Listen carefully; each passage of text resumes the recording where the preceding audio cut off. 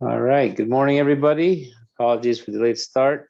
Just made sense to give folks a few more minutes to sign in. Looks like we've got a great attendance today. For those of you who are new, so we got some new folks too, some names I don't recognize from the prior meetings. Welcome. Well, we're gonna go ahead and get started and we'll do introductions. So for those of you new, welcome to the Technical Advisory Committee meeting. This is our, I believe our third one, right? Fourth one. This is our fourth meeting. We're going to start with some introductions. I am Mo Miskell. I'm the Deputy Division Director for Division of Housing. Sam, would you like to introduce yourself? Hi, folks. Sam Albrecht, the Director for the Office of Regulatory Oversight. I work with Mo and Donnie. Thank you, Sam. Donnie, would you like to introduce yourself?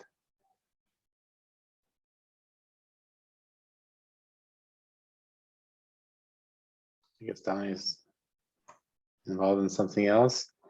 We will move on to the TAC members. And if I miss you, apologies. I try to keep track of everybody as they were signing on. I'll start with Justin. You can introduce yourself, please. Justin Flucky, licensed structural engineer. Thank you, Justin. Tim? Good morning. Tim Pate, Chief Building Official, City and County of Broomfield. Thank you, Tim. Mark?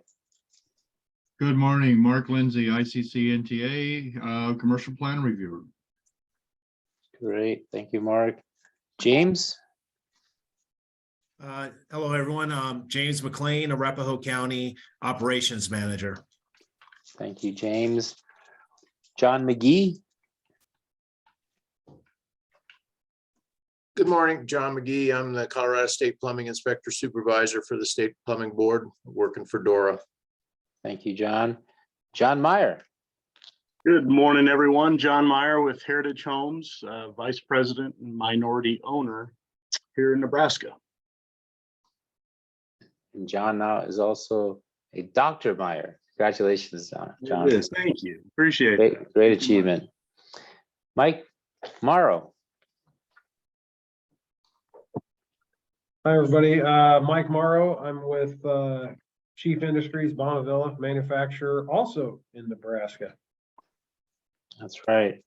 For those of you who don't know, we get most of our modular residential structures in the state of Colorado come from Nebraska. Sean Roos? Yeah, Sean Roos with Clayton Homes out of Grand Junction, Colorado. Nate? Nate Peterson, Colorado Modular Homes, dealer installer. Tracy? Good morning, Tracy Manchego Baker, out of Colorado Springs, Colorado, with Tiny Building Experts, and also just representing the tiny house industry. Margarita? Good morning, Margarita Gonzalez, owner of Mini Dwell. We specialize in small scale architecture here in Denver, Colorado. Drive safely, Margarita. Robbie? Hi, Robbie Schwartz with Built Tank Inc. I'm a residential energy building and code consultant.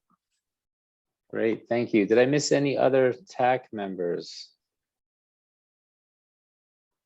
I don't think so. So I know Janine is still recovering. Sumit had a conflict. And we are now looking to replace our architect. He's been unable to participate this year. So I'll be working on that. Jeff Dickinson. He contributed last year, but cannot do so this year. So we'll be working on getting replacement in for him. All right, for the folks in the public, we only have 10 folks, which is still pretty good, but that gives us time to have you, and there are some new names, so we'd love to get some introductions there as well. I'm going to start with Art.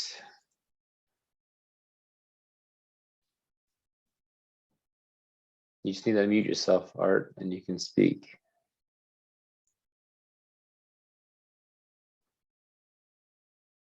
Okay, we might be having some technical difficulties there. I will move on to Brad Wiseman.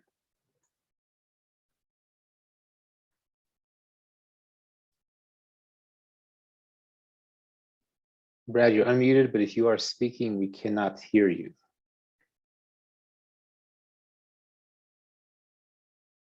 Ouch, we're off to a rough start with the public. I will try Chris Hall next. Can you hear me? Yes, Chris, I can hear you. Oh, great. I am Chris Hall. I am the owner of a tiny home community in Southwest Colorado. Great, thank you for joining us, Chris. I got a message from Stacy. We can hear you and can't unmute or mute. Stacy, I will be unmuting you when I recognize you, if that helps answer your question. So if you would like to ever participate in any conversation, should have covered this earlier, just simply use the raise hand icon, and then I will unmute you so you can be heard. For now, I'm just going through the list of participants and unmuting them to be heard, if that makes any sense. Let's see. Daniel Kennedy. Hi, Daniel Kennedy here, founder, CEO, Western Colorado Tiny House over here in Western Colorado. Great, thank you for joining us as well, Daniel.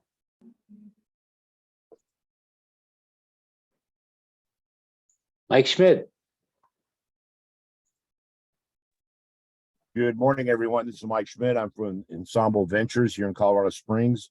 Been active in the tiny home and tiny house community since 2015 and actively involved in the ASTM International Standards Development Group and a pleasure to participate with the TAC this morning. I might have a short schedule, may have to leave you early for a couple of other commitments, but I'll stay as long as I can. Thank you.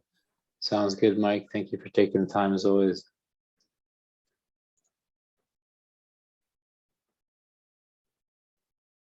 Philip.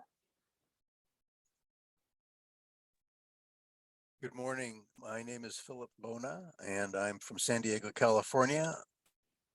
I'm an architect in San Diego, and I helped start the legislative process to get tiny homes approved in California back in 2016. I'm founder of Housing the Next 1 Million, and I represent the American Institute of Architects.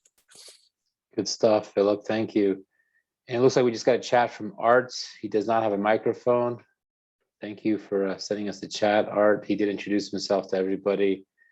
Much appreciated, sir.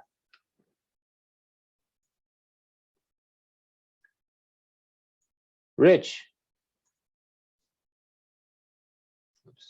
How you doing? Rich P. with a third-party building inspector and building official out of Pennsylvania and technical inspector with NOAA RDI. Great. Thank you, Rich. Tani Payton. Good morning, Tani Payton, Executive Director with the Rocky Mountain Home Association, representing the manufactured and modular home industry in Colorado. Thank you, Tani. Stacy. Hi, Stacy Decker here. We've chatted a couple of times. I'm an actual tiny house owner now down in Walsenburg, Colorado, walking through all of the fun processes of dealing with installing with full electric, full water and sewer, gas hookups, et cetera, et cetera. Please make this process easy. And for the Dora electrical guy, please talk to you guys and help them make sure that they know that this is coming. It's been an interesting process so far. Yeah, and just well, congratulations, Stacy, on your ownership. Obviously, what you're currently dealing with is how it's been done for years, and this will not change until July 1st of 2023. So what we're doing today is to help build that new process, but it's not going to change before July 1st.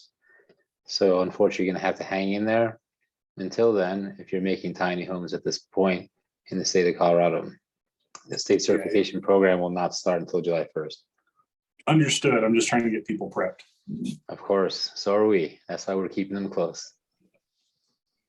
But thank you for your reminder. Sumit joined. He's one of our TAC members. Let me just move you over to panelist. And if I you just could did that. Okay, thank you. And Sumit, if you could introduce yourself, that'd be great.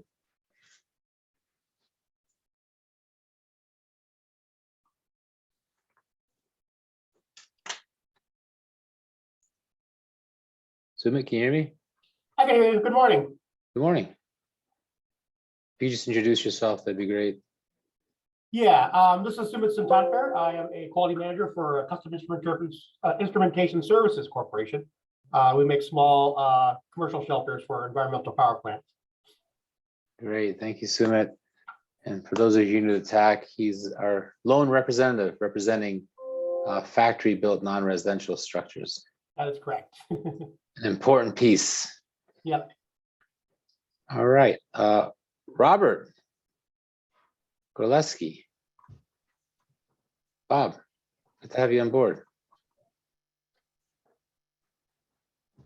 Would you like to introduce yourself? Oh, must be having technical difficulties there. We'll move on to somebody else. Hi. Oh, there you are, Bob. Hey, I'm sorry. I'm No Bob worries. Gorleski, Vice President of PFS Corporation, Manufactured Structures Division, Third-Party Evaluation Agency. Thank you, Bob. Glad you could join us today. Appreciate it. Oh, Good morning. PFS is Bob. How may I help you? and I'll be muting Bob. Marty Williams.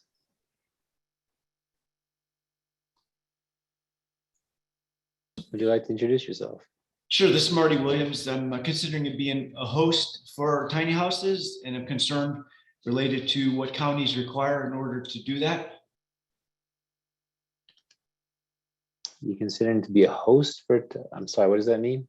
So our property can accommodate a tiny house, although Elbert County, Colorado requires full engineered foundation, including radon mitigation as if it's stick built. And that doesn't work if we want to host a tiny house that may come and go and have different configurations. Gotcha. Well, I'm not sure we can solve all your problems today. We're good to have you on board. And I'm sure you'll learn a lot from this process, and I'm sure you'll be contributing a lot to this process as we learn what you're experiencing out there. Thank you for joining us today. And the other thing is that there's requirements for our septic is for single family. It doesn't allow it to be used for a tiny house. Same thing with, of course, you could run electric and propane and all that, but there's just issues with providing the needs for a tiny house to function. Got it. Understood. And you're in good hands because my replacement as the director of the Office of Regulatory Oversight, Sam Albrecht, used to be the county manager of Elbert County. So I'm sure he'll have a lot to say.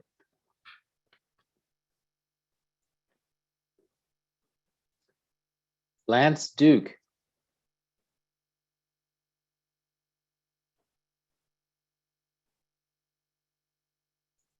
Are you able to unmute yourself and introduce yourself?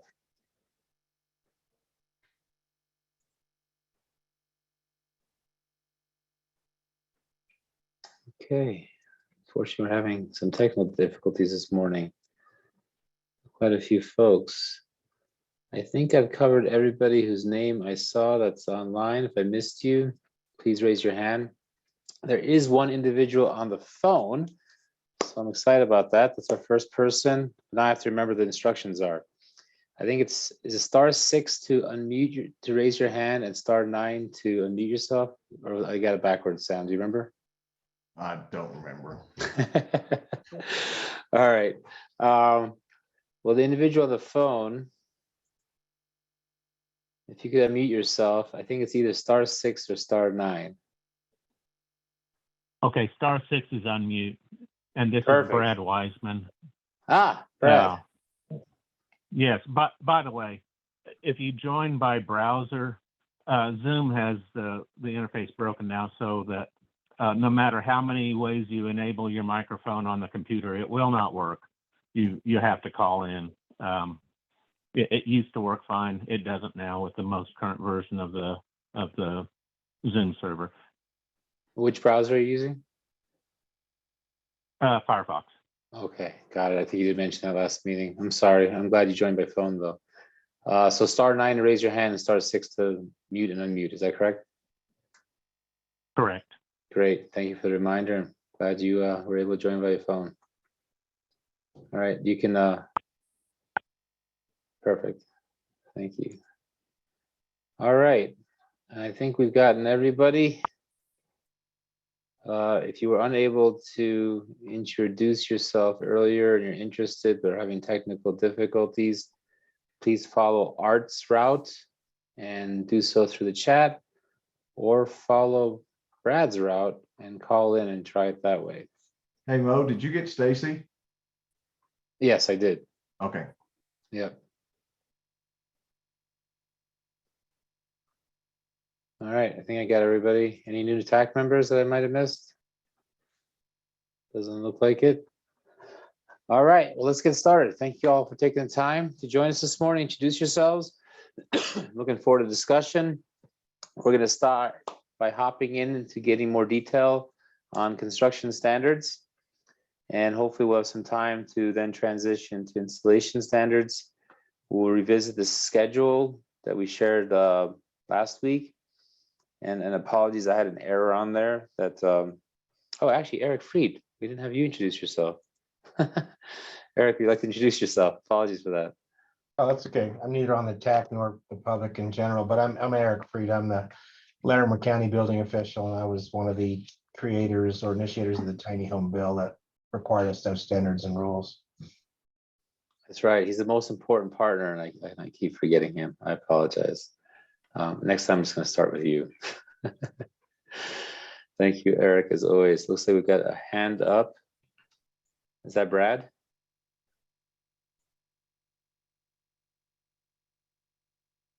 Okay, if one additional note for people who call in, you will need to mute your computer if you do it that way. Otherwise, you'll get feedback.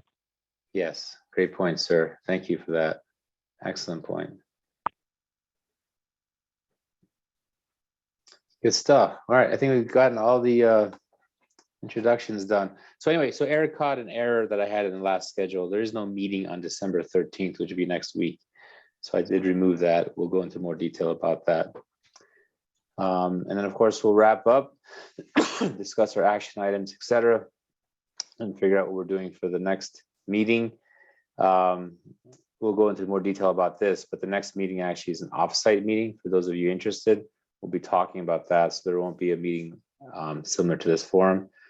So that next opportunity we'll have to meet like this will actually be in January. So we have plenty of time to prepare between now and that meeting and put together something in writing for you all to see based on our discussion today. So looking forward to that January meeting. But of course, also really looking forward to our site visit. I don't see Byron on here, who's going to be our host at that site visit on the 20th. But we'll get into that a little bit further. All right. So we already did introductions. Excuse me, and apologies. I've been sick for a while. I have not had a good run. I'll be coughing your ears periodically. I do apologize in advance for that. I'm sucking out cough drops as much as possible to help, but it only goes so far. So for those of you who are new, and if you've not had a chance, Sam, in fact, do you mind pulling up the bill itself, 1242, the link to it through the General Assembly website, and dropping it in the chat in case some people who are new have not read that, so they can follow along. This definition is taken straight out of the statute. And for those of you new to this process, what we are here doing today is implementing what the statute is telling us to implement, right? So we cannot create anything that's in conflict with the statute. The best we can do is create a rule that clarifies what the statute says. So for example, it makes clear in the statute that a tiny home, for example, is constructed on a vehicle chassis permanently. We can't change that. We can clarify that. We can add more meat, if you will, to that structure to explain what that means, but we most certainly can't say a tiny home does not have to be permanently constructed on a vehicle chassis. So that's an example, okay? So this is in the statute and has been in effect since basically August 6th.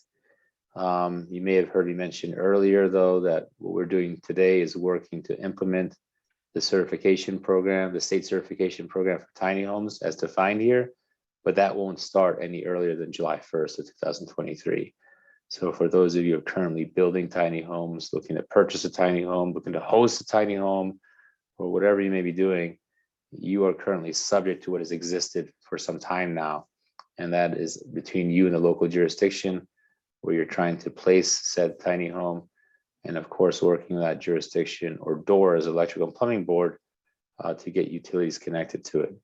So that will remain the same as it has been. And that will not change until the state program itself is up and running no sooner than July 1st of 2023.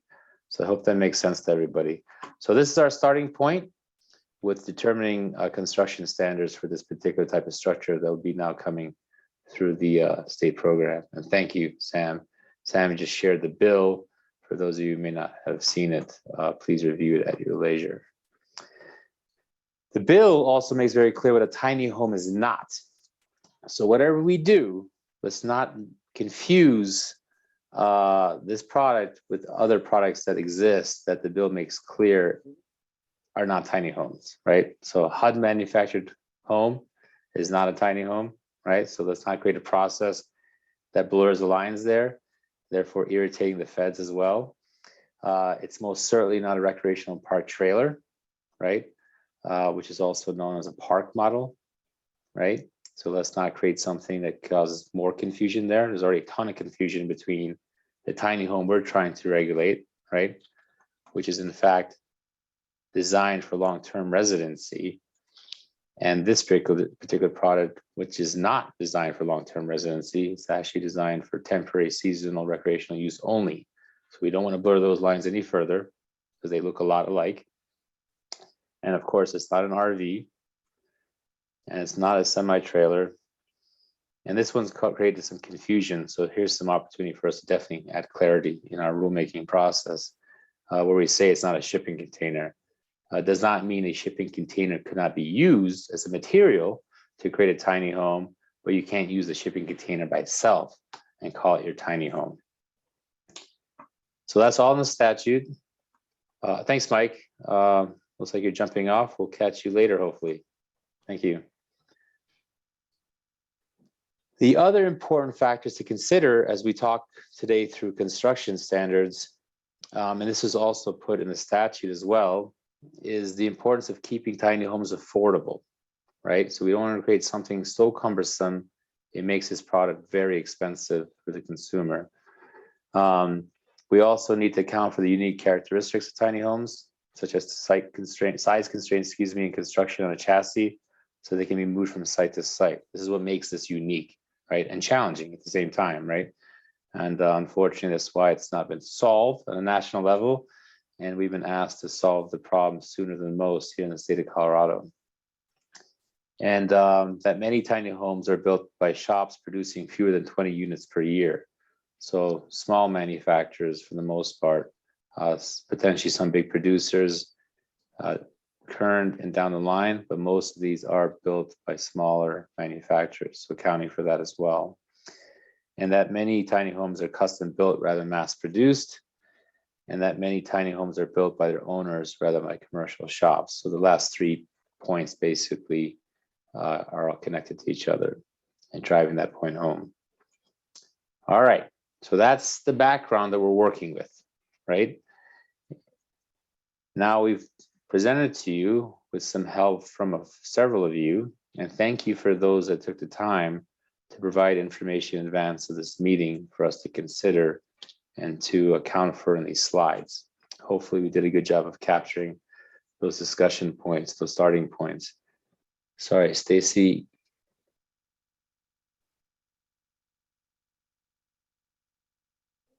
Stacy, can a shipping container be the only frame space for a tiny house? Does exterior need to be hidden? I don't really quite follow what you're saying. It can be used as a construction material. So you can use that to build your tiny home, but we haven't gotten to that point yet. We're just trying to tell you that you can't just use a shipping container, plop it on a piece of property and say that's your tiny home and you meet the statute. We'll get more detail about construction standards right now we're actually creating construction standards. We're not there yet. So I hope that makes sense. If anybody else wants to answer this question in better detail, please do. So anyway, so this is our starting point. So at the last meeting, for those of you especially that missed the meeting, the decision at the time was just so you know, we already have a state program for modular construction, both residential and non-residential. We've had it for decades. That state program is currently on the 2018 IRC for residential structures and 2018 IBC. In fact, it's on all the 2018 I codes, except for IECC, the energy code, it's on 2015. It's also on the 2020 energy code. Okay, so that's the current landscape for modular construction in the state of Colorado.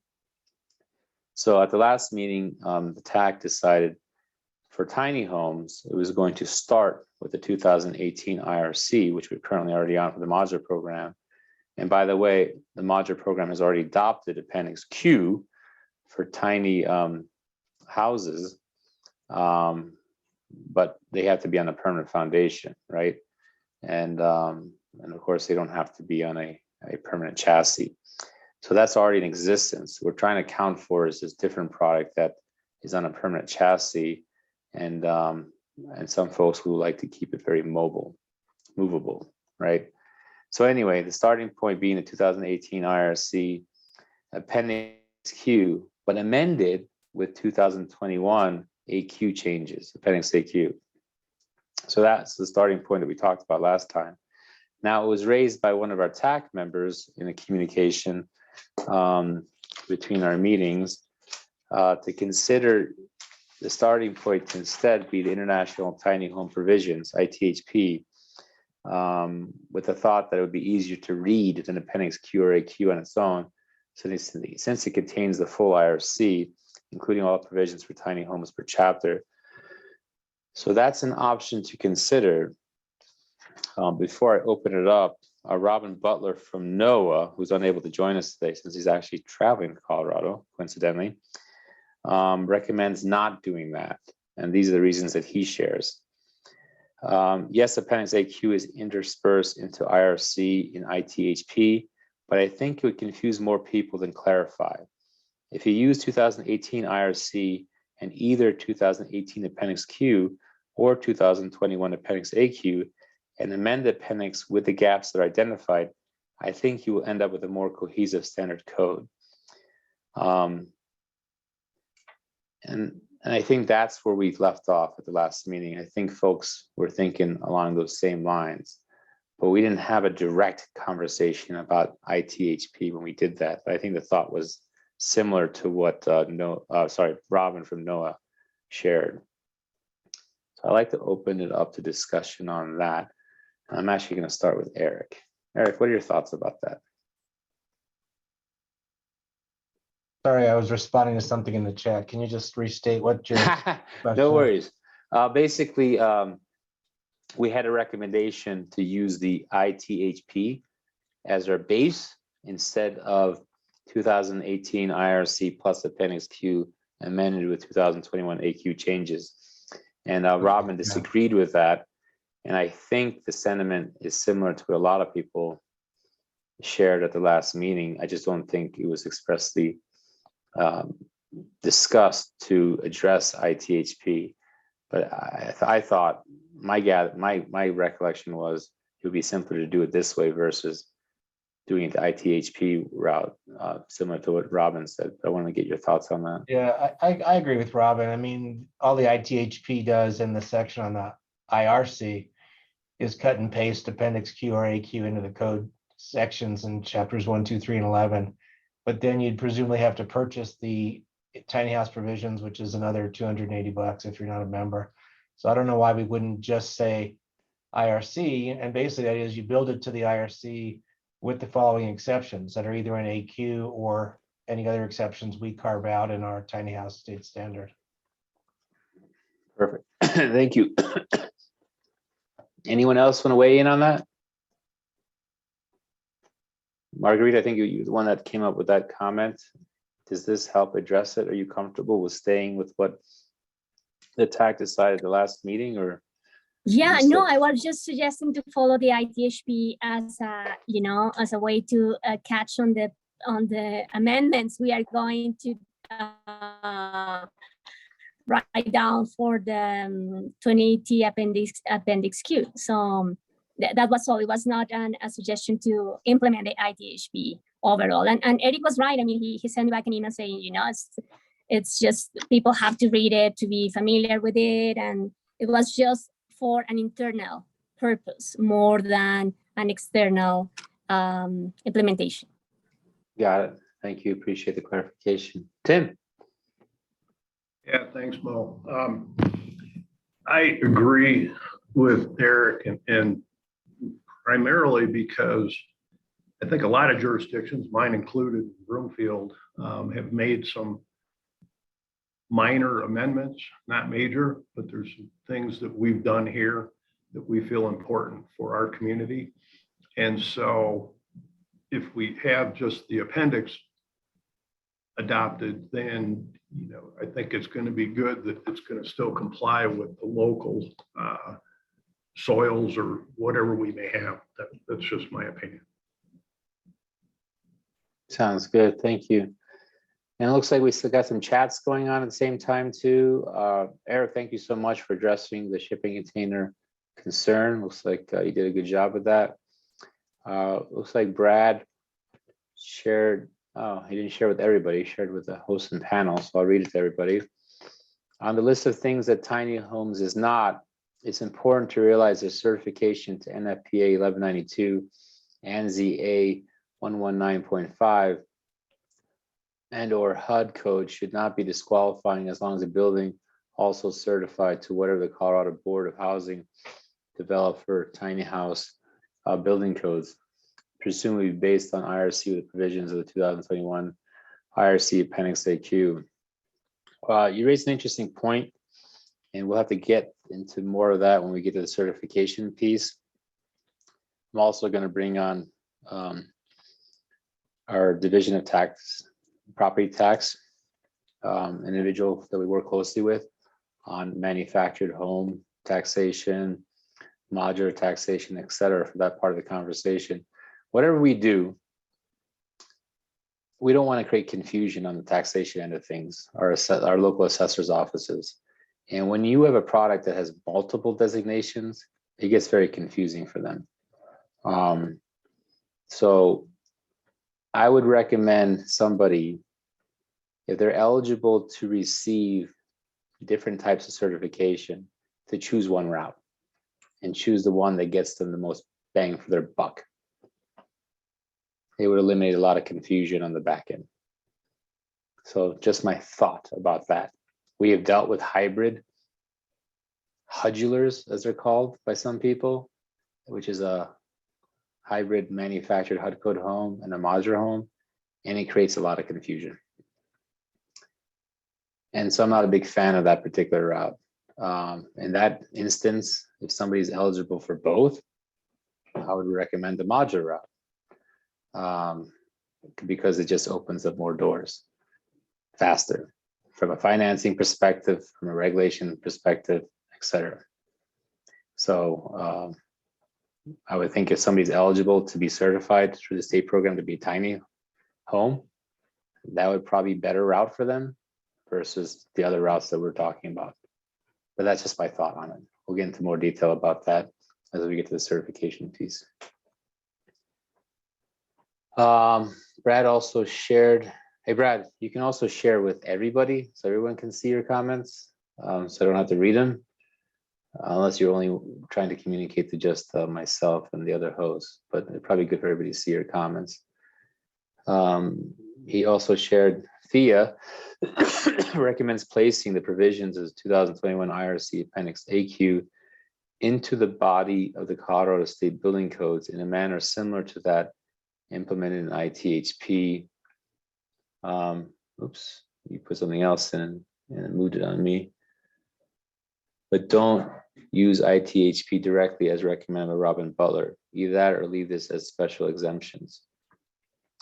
The top choice of certification may not be decided at build time It may depend on the end customer's unique requirements. We agree that one and only one should be chosen at time of placement on site. Okay, very helpful, Robin. Sorry, not Robin, Brad. To make life easier for all of us, if you would like to share something, please raise your hand and just voice it to everybody. It'll make life easier, especially for me to manage between managing the meeting and recognizing people in the chat and seeing if they're actually chatting with everybody or not. So please use the raise hand feature. Chat's great, especially if you're having technical issues. But since you are also on the phone, Brad, if you could just raise your hand and communicate that way, that'd be greatly appreciated.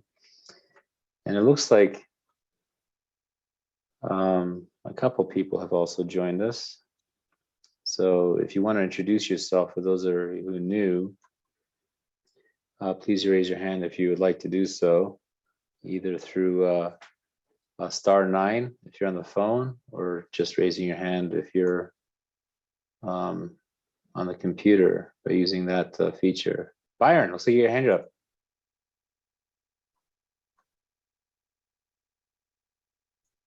Please unmute yourself, sir.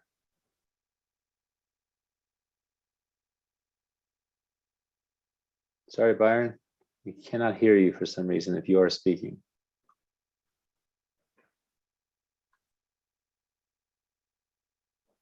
Unfortunately, our technical issues continue. Sean, you get your hand up? Yeah, Mo, just talking about the tax situation, because I know we're not trying to conflate this to be similar to HUD manufactured homes, but to me, I see this being very similar. The tiny home, basically to obtain financing on the home by itself, is going to have a title or some way to create a lien.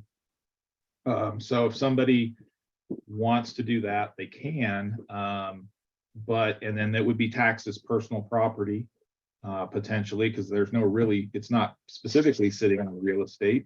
And then if they wanted to purge the title with the deed, then they could be more of a permanent structure and more of a non-movable structure, and then it would fall under a real estate tax. So I mean, the HUD or the manufactured home program throughout the state definitely has some issues and some learning curves by the title clerks. But I think if they keep it as close to that as possible, it would work both ways.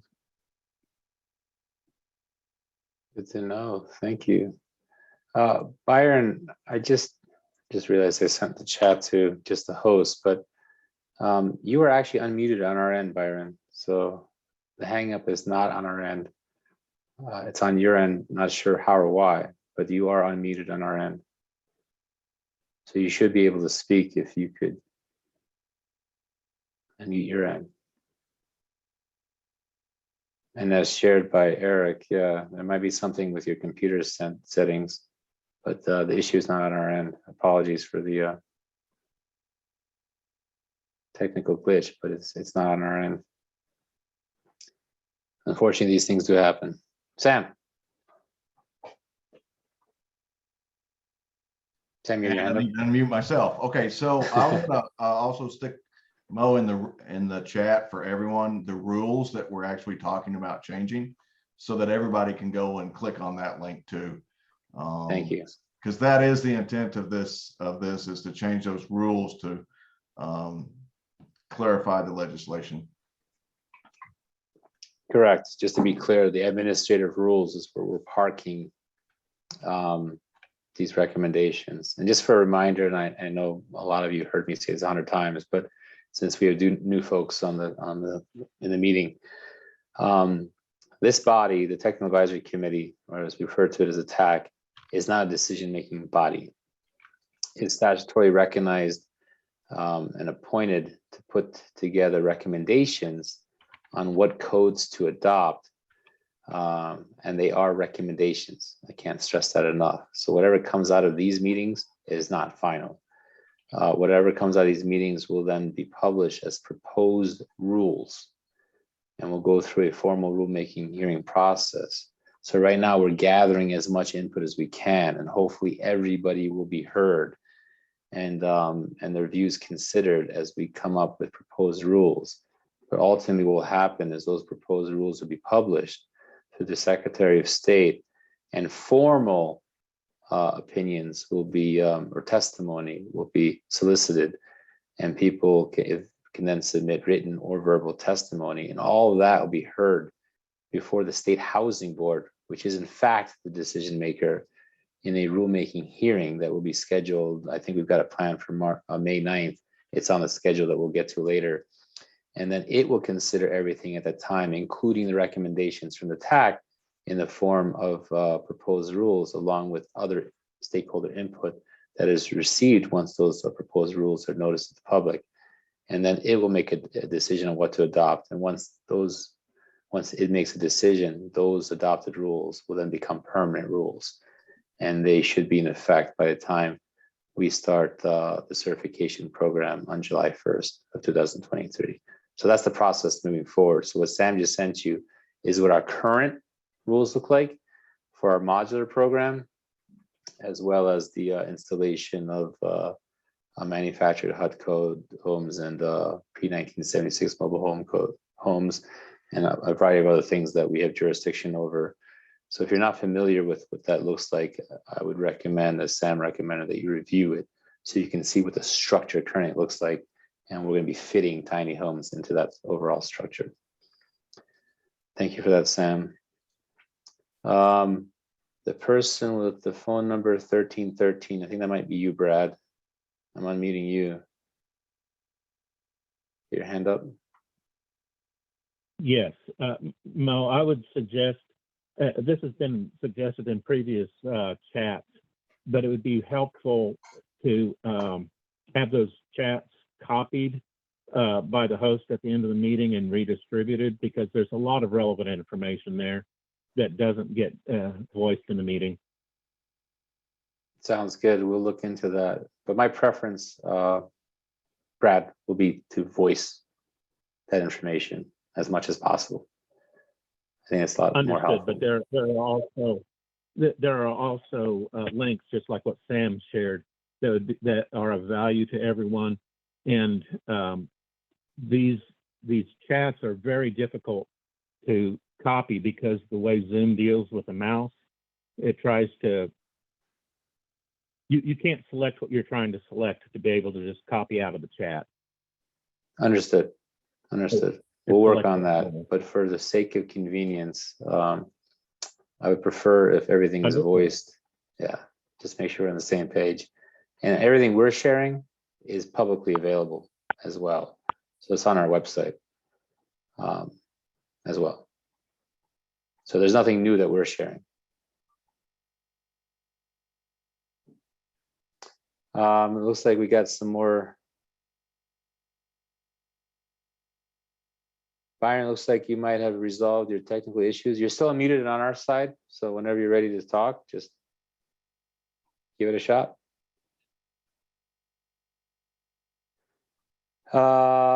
Daniel Kennedy will be fined $10,000 per non-compliant tiny home, but very few places to legally deliver to. How will DOH help all Colorado building departments adopt the final tiny house code snippet so that then we only have to deal with zoning?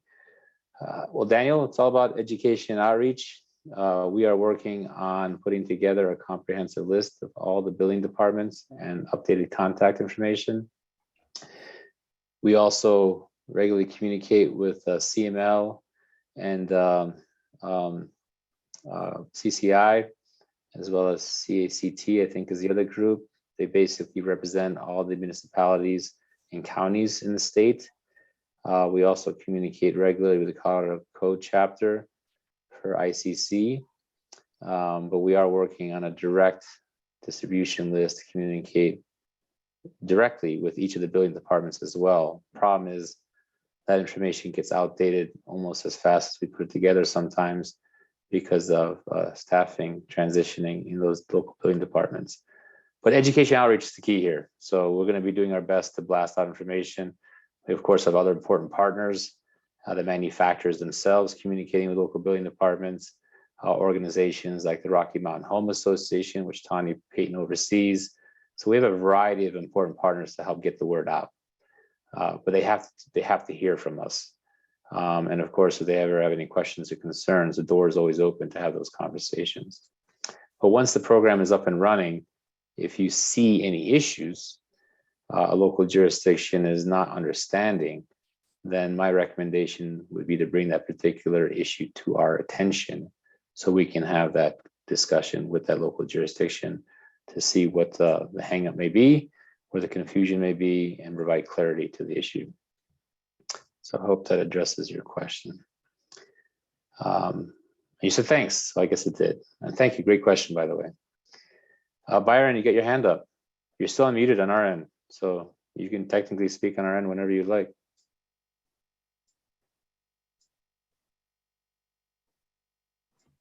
So Byron, you may want to do what, your hand is down now, but you might want to do what Brad's been doing and call in as well. And if you do, just mute your computer and you should be able to communicate through your phone.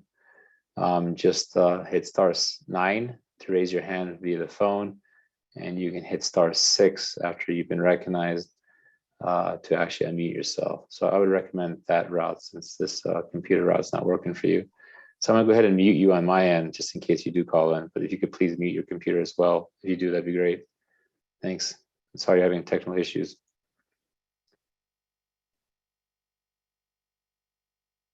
Yep, just got your message. Yeah. Sorry about the audio issues.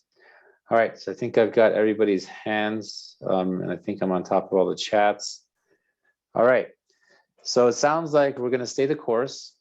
2018 IRC plus Appendix Q amended with 2021 AQ changes. And I think Brad had some comments about how to incorporate the ITHP.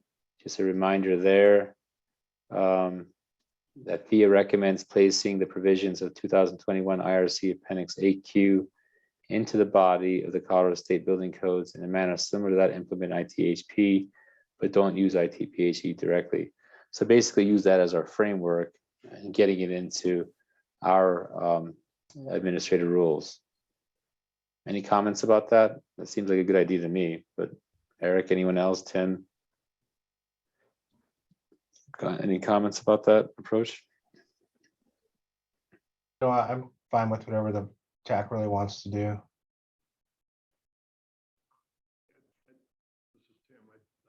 Sorry, Tim, you're hard to hear. Yeah, this is Tim. I prefer this method with the IRC and appendix and actually doing the AQ. Going that route? Okay. Yeah.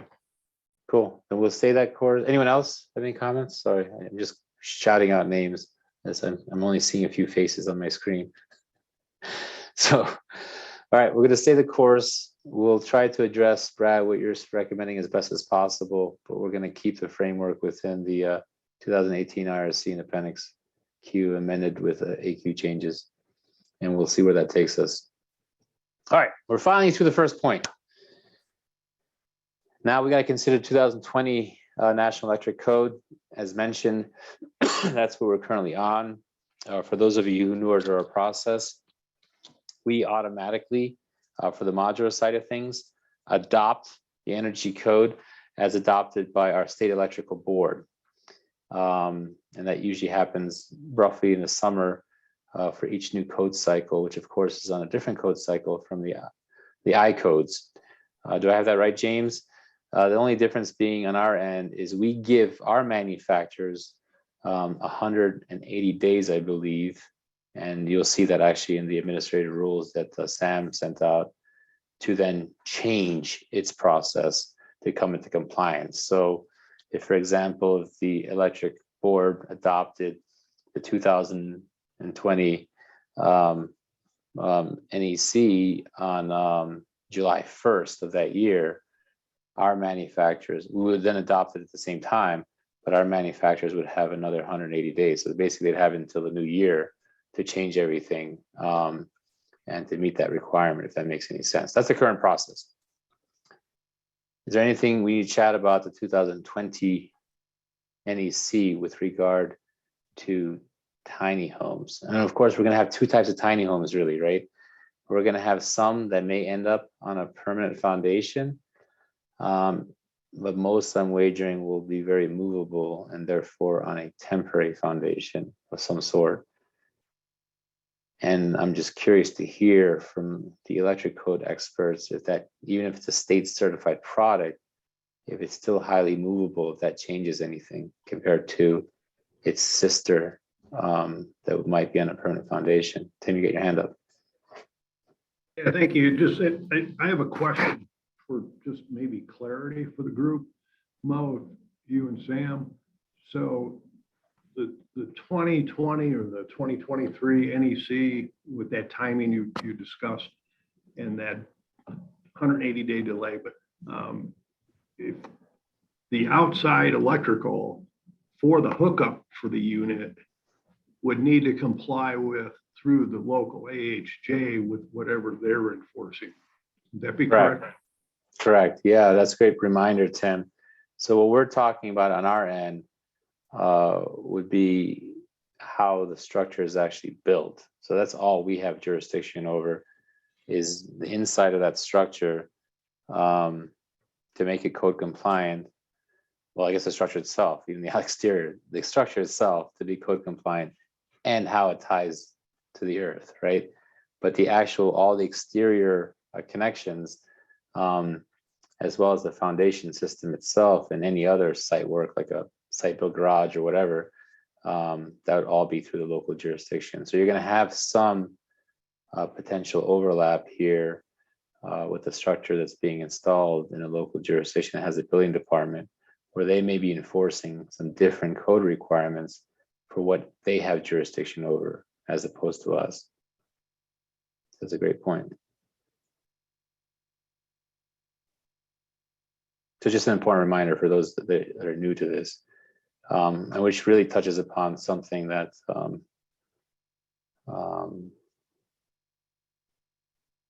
think it was Daniel or somebody. Yeah, I think it was Daniel. When you're dealing with the locals, you're not going to just be dealing with zoning. I mean, that's the first hurdle you have to cross, right? Is to make sure that your product can actually be installed in that jurisdiction and in a specific plot of land in that jurisdiction. So zoning is definitely the first hurdle, but you also need to still go through their building department, through their permit process. Of course, the plans would be submitted to us on the state side, reviewed and approved and stamped, but you still very much have to go through their side for the site work, the foundation, any other site work. And so you have both of these things going on at the same time. And at the end of the day, you still got to make sure you're compliant with their site requirements while complying with our structure and installation requirements. So it's definitely a choreographed dance you're going to have to go through to make sure both are working seamlessly. Yes, Mark. I have a question to the locals. If this is not built underneath the IRC and underneath a different standard, does that change the zoning requirements for the installation of one of these? So to repeat your question, Mark, are you saying if it's not going to be a state certified product, how the locals address it? Is that what you're saying? Okay. Would it change the zoning? I mean, if it's an IRC, it's an IRC, it's a single family dwelling, but if it's built underneath a different standard, like the ITHP or something else, would that change the zoning requirements? Tim, you want to answer that? Not in my jurisdiction. I can't answer for others. Eric might talk about Larimer County, but our planning division would still look at it, not necessarily what code it's being built under, whether it would be an IBC or an IRC or through the state modular, but they would be looking at the type of, or I should say the size primarily, and currently in Broomfield, it's my understanding that the 400 square foot doesn't work, but at least in my jurisdiction, it would not matter, if that answers your question. Eric? Yeah, it would change it a little bit. I mean, in that right now, all tiny homes are considered RVs because they're on wheels. And so it's subject to our land use code for recreational vehicles. Once we get a state certified tiny house that can be a dwelling, then it's under a different section of land use code. So it would, but some jurisdictions have rules on minimum size for any home. Doesn't matter if it's prefab, HUD, IRC, and a tiny house might be smaller than that. So how it's built is not going to change that. Some places may only allow tiny homes as accessory dwelling units because of their size, and then there's land use code restrictions on dwelling units. So it won't change those things, but I think it's going to make it easier for counties and maybe cities to allow tiny homes once we have a state approved tiny home. But it doesn't directly change any land use code rules. Correct. That's a great point. So, Mark, to answer your question, as far as I'm seeing it, is it will help local jurisdictions make informed decisions on zoning to allow for this if they know it's a state certified product, right? I think a lot of them struggle with the fact that a lot of these are coming in and trying to be lived in long term, but are not designed and constructed for that. Some jurisdictions have made that tough decision to allow for it. Some have said, no, we're not going to do that. And so this will provide them with an opportunity to allow for it, knowing it is designed and constructed for long-term occupancy and that it is inspected and certified through a state program. So it should help. Doesn't mean it's going to make it happen. And I know a few of you have your hands up, but I also want to get to some chats real quick. Sean, you had a question. You only asked the hosts and panelists. Do you want to unmute yourself and ask everybody, since it seemed to be directed to the tiny home industry?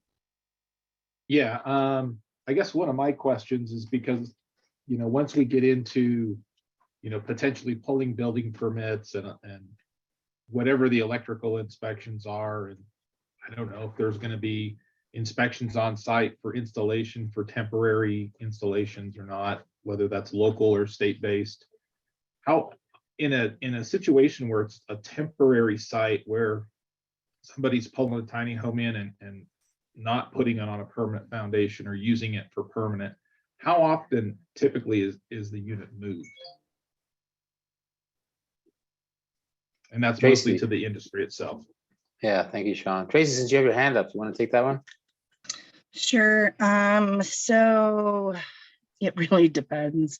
When you're building tiny houses on wheels, they're being used for, a lot of different reasons. Oftentimes people will make a decision to buy a tiny house on wheels and, end up somewhere where they didn't even realize they were going to end up. So they move them. Some people park them for a year at a time. Right now, they're allowed in RV parks. I've got a couple of customers, or people that we've built for here in Colorado that are sitting in RV parks because that's really one of the only places that they're allowed. If you're trying to tie it into the land, you've got to, deal with your local zoning, right? So, we've got some work to do from a zoning perspective, which Mo, I'd like to refocus myself. We're focusing still on construction standards. Are we going to talk about the NEC code stuff, the director plugin? Is that kind of where we're at right now? Yes, it is. We've kind of got sidetracked with a bunch of other things, but no, yes. It's okay. I just want to stay focused, right? Because it's good for my brain. Coming from the tiny house industry, I would encourage all of my tiny house peers that are on this call today. We have a lot of new ones. I really do recommend you guys take a few minutes to read the bill. Also, watch the meetings that Mo has sent out. Get your guys themselves caught up a little bit. We're working on construction standards right now, which, I only bring that up, Mo, because my brain is just trying to process, right? And so I wanted to address the director, the plugin. A lot of tiny houses, you guys, are using 50 amps worth of service. That's the way they're being built. They're being used, they use a plug-in and they plug into 50 amps. Sometimes people will get a 50 amp plug-in put into their house, into their garage, and park their tiny house. They'll, call an electrician. He'll pull a permit. he'll run a 50 amp plug and they'll connect their tiny house, just like you do with an RV, right? That's the RV connection. It's the electrical connection that we're currently using in a lot of tiny houses across the state. It's also easy to have an electrician or a company come out and run a 50 amp electric pole out in some land somewhere, right? It's very cost effective when you're trying to get electricity to your unit if you're not off grid. So I just kind of wanted to bring that up. We do also have direct electrical access to for the bigger tiny houses, more like the tiny house park models. So things that are like 10 wide or that are staying more permanently affixed. I hope this kind of goes back to answering the question as well. How often are they moved?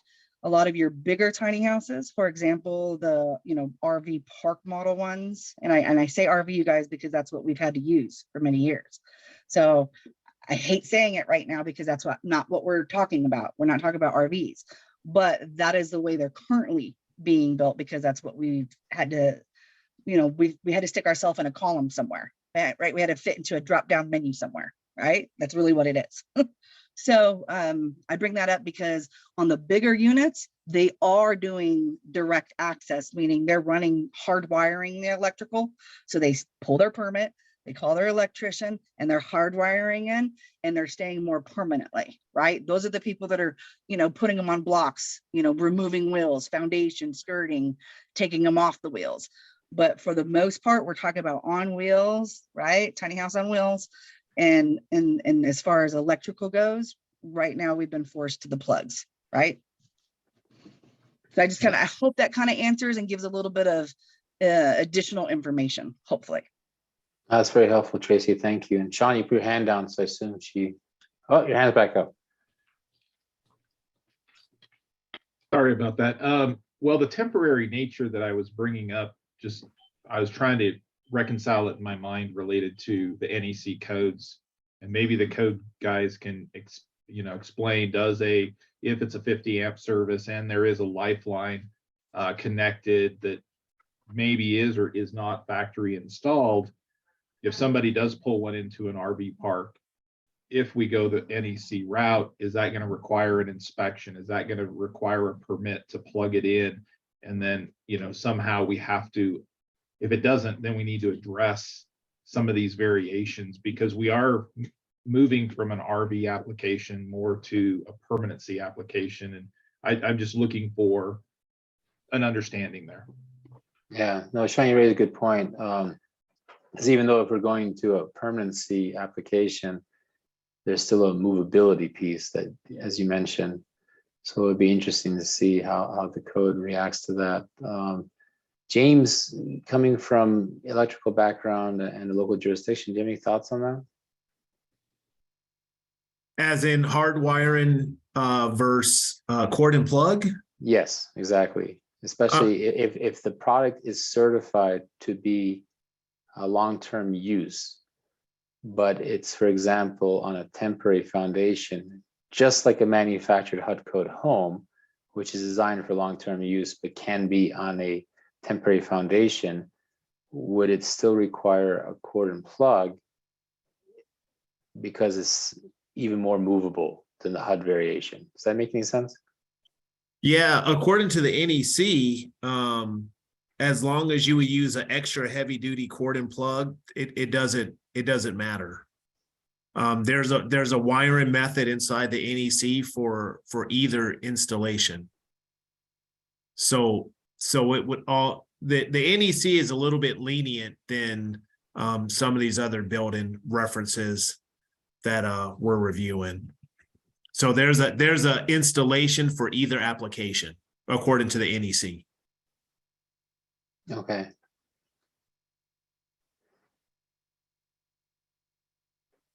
I don't know that necessarily addresses my question, but it's helpful. I guess my question is for example, for a HUD code home, which can be on a permanent or temporary foundation. If it's on a temporary foundation, regardless of the setting, does that also have to be cord and plug? You could do either way. You can do either way. Okay. Yeah, you could do either way. So that the NEC is flexible. So there's a wiring method for for either installation. However you want to Okay. do it, the NEC has a code approved method for either way.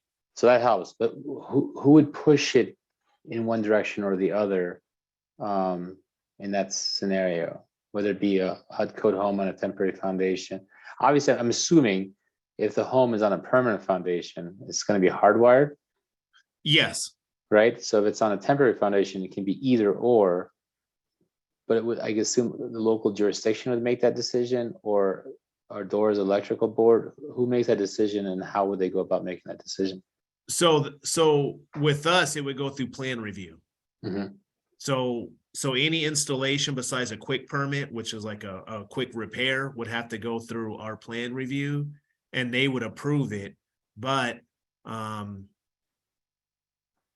like I said, was saying, according to the NEC, there's a method for either way. Okay. So it's up to the electrician to say, okay, this is how I'm going to install it. If it's outside of the scope of plan review, it's up to the electrician to meet the code requirement for that installation. So there's numerous ways to do it. It's up to the electrician to find the code compliant method for either cord and plug or hardwire, but it doesn't matter if it's on a permanent foundation or not. The NEC doesn't give those requirements. It's not in the NEC whether it's movable or not. So when you say the electrician, though, who are you talking about? The master electrician who pulls the permit. Okay. So if it's hardwired, you have to have a permit, master electrician, they have to do the install. If it's cord and plug, the only thing the county would, or the inspector would inspect is the pedestal. So if there's a pedestal service, they would inspect the service, release the meter to the utility company, and then it's just a cord and plug application from there. And then that goes into zoning, if zoning allows, movable units around like that. But as if for the service on a cord and plug, the inspector would just inspect the service. Okay. There's a lot of hands up, and I don't want to keep calling the same people, although I know it's regarding the same conversation. How about this? If your hand is up for this specific discussion about the NEC, then I'm going to call on you. Keep your hand up. If your hand is up for something else, if you could just lower it for now, that'd be very helpful. And I know, John Meyer, you had your hand up earlier, but you took it down. So I assume you're okay now. But if you change your mind, put your hand up. Mark? Mo, this is a question for the electrical people. Inside the IRC, isn't the minimum size panel box I can have on an IRC unit a 60 amp, not a 50? In order to get a service meter released, the minimum requirement is 60 amps. So if you're doing a pedestal, the minimum requirement from the utility company is 60 amps, and according to the NEC. Okay, with that being said, with the plug-in, could I substitute the plug-in since it's rated for 50 amps? Could I do an SO cable or something like that for I hate the word temporary, but for a temporary connection? Yeah, it would have to be an extra heavy duty cord. It can't be subject to damage. Right. And you can have a service at 60 amps, but you can have a breaker for the unit at 50 amps or whatever size you want, 20, 30, 40, 50. But the service itself for a meter release is required to be 60 amps and then 100 amps for a residential service. Exactly. So residential minimum is 100 amps, and anything else is 60 amps. So like if you had a remote vehicle charger, electric fence for in a rural area, minimum is 60 amps, but you could breaker it down to whatever size you want. And this is why I think that plan review part, like he was discussing, Mo, would be very important. How this is going to be set up. Correct. Sean, you had your hand up again, and then Tracy next. Yeah, sorry. I just want to I'm just looking at it from the end that I deal with, which is not necessarily the manufacturing end, but the usage end or the sales end. I see a lot of these, and I'm kind of hearing that some people may be taking a tiny home and moving it into whether it's an RV park or hopefully future approved park or community for these units. If they're pulling it in for a week or a month, I mean, we're talking about plan reviews and all these other things. I would just like to leave it open to the local jurisdiction to have some kind of faster process for those kind of reviews in certain zones or certain areas or certain installations, because in our area, it could take 2-3 weeks to go through a plan review. So I'm just kind of keeping that along with this electrical discussion, that even though the locals have the jurisdiction on this, if it can be addressed in here, I don't know if it can be something to help with that situation. So, we can't tell the locals what to do.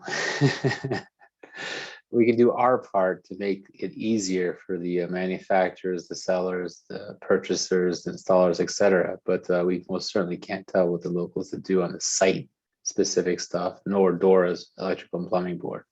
No, I get that. I just want everybody to keep that in mind, because to me, the permanent nature of this is much easier to deal with than the temporary nature. I agree. But the reality is the vast majority of folks, from what I can tell, will probably want to achieve the temporary nature of it and make it movable. That's how it's designed and constructed. James, do you have anything else to add, or can I just go to Tracy? I was just going to say with that, if there's how we used to do it at this when I was with Dora, if it was what we would have them do is a pedestal, RV pedestal, and then whether you had an RV or a tiny home, if it was cord and plug, they didn't look at it because it was cord and plug. So according to the electrical statutes, anything that's cord and plug is exempt from inspections. Now, this tiny home situation is a little bit different, but we would just look at the pedestal, release the meter to the pedestal, and whatever came after that with a cord and plugged in, we didn't look at after that. So we looked at the service, we released a meter, 50 amp plug, receptacle, and whatever plugged into that, we didn't look at. Okay. Thank you, James. I'm going to call on Tracy, and then I'm going to switch to the attendees. Several of them have their hands up patiently. Tracy? Yeah, I was just gonna, again, I agree with what he just said about, cord and plug. And when I said pole earlier, same thing as pedestal, that's kind of what the tiny house industry is used to is, the electrician pulls the permit for the land in which where we are running the pole, right? And then as the tiny house unit, we were building it where we were getting it inspected to third-party inspectors, and we met NFPA, right? And we focused on all of the same electrical, rules. However, there's a couple of differences between IRC and NFPA 1192, right? There's some differences.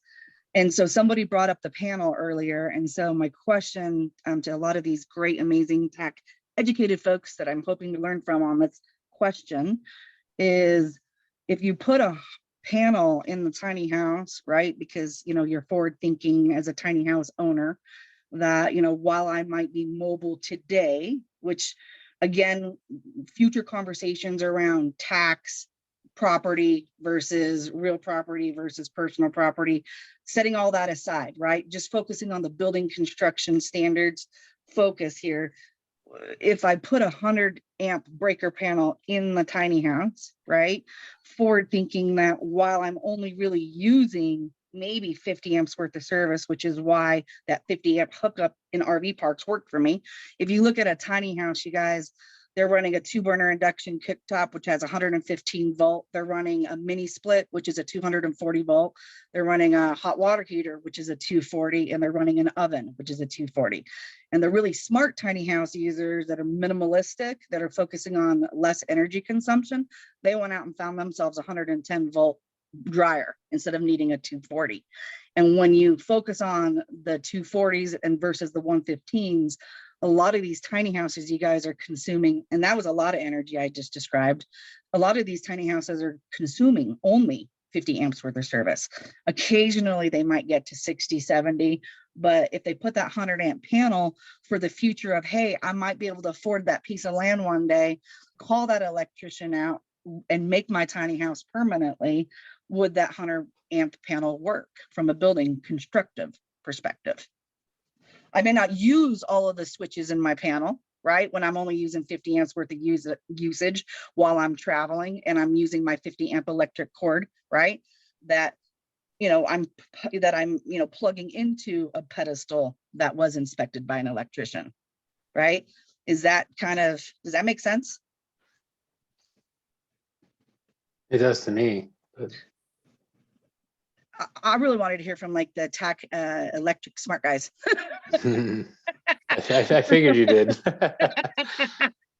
James, did you want to respond to that? Yes, sir. So basically the NEC, there's a equation that you would do for a load calculation. So that's how you would size that is your panel the draw according to the demand. So whatever the demand is, you go through the calculation and you say, okay, this is a 100 amp panel, this is a 125 amp panel, or whatever that equation comes up with. That's how you would size that. Just for the load side of that panel, you would still have to have a disconnect on the outside of the panel. A shut off. A shut off. A Correct, disconnect no problem. We already according do to that. the NEC. Yep. Yep. So they're already doing shutoffs, which is obviously important. I guess we've always been forced into 50 amp or 100 amp, right? That's where we've always been forced into the lane that we had to play in. And I only wanted to bring up the amp draw, right? The usage, exactly what you're talking about. I just wanted to bring that up so that way people kind of had that perspective of what tiny houses are actually using in their tiny houses, right? And we've been so strict with the 50 amp rule because, a lot of times tiny houses were only welcomed into RV parks that we had to say no to mini dishwashers or heated floors because there was too much energy draw, right? So I just kind of wanted to give you guys a little bit of, preference on that and kind of see if the tiny house builders are on target with, meeting all these requirements. And it sounds like we are. All right, thank you. I'm gonna call on some, I can't remember the order of the folks from the attendees, but I think this phone, it might be Byron, last digits 5991 has been on for a while with a hand up.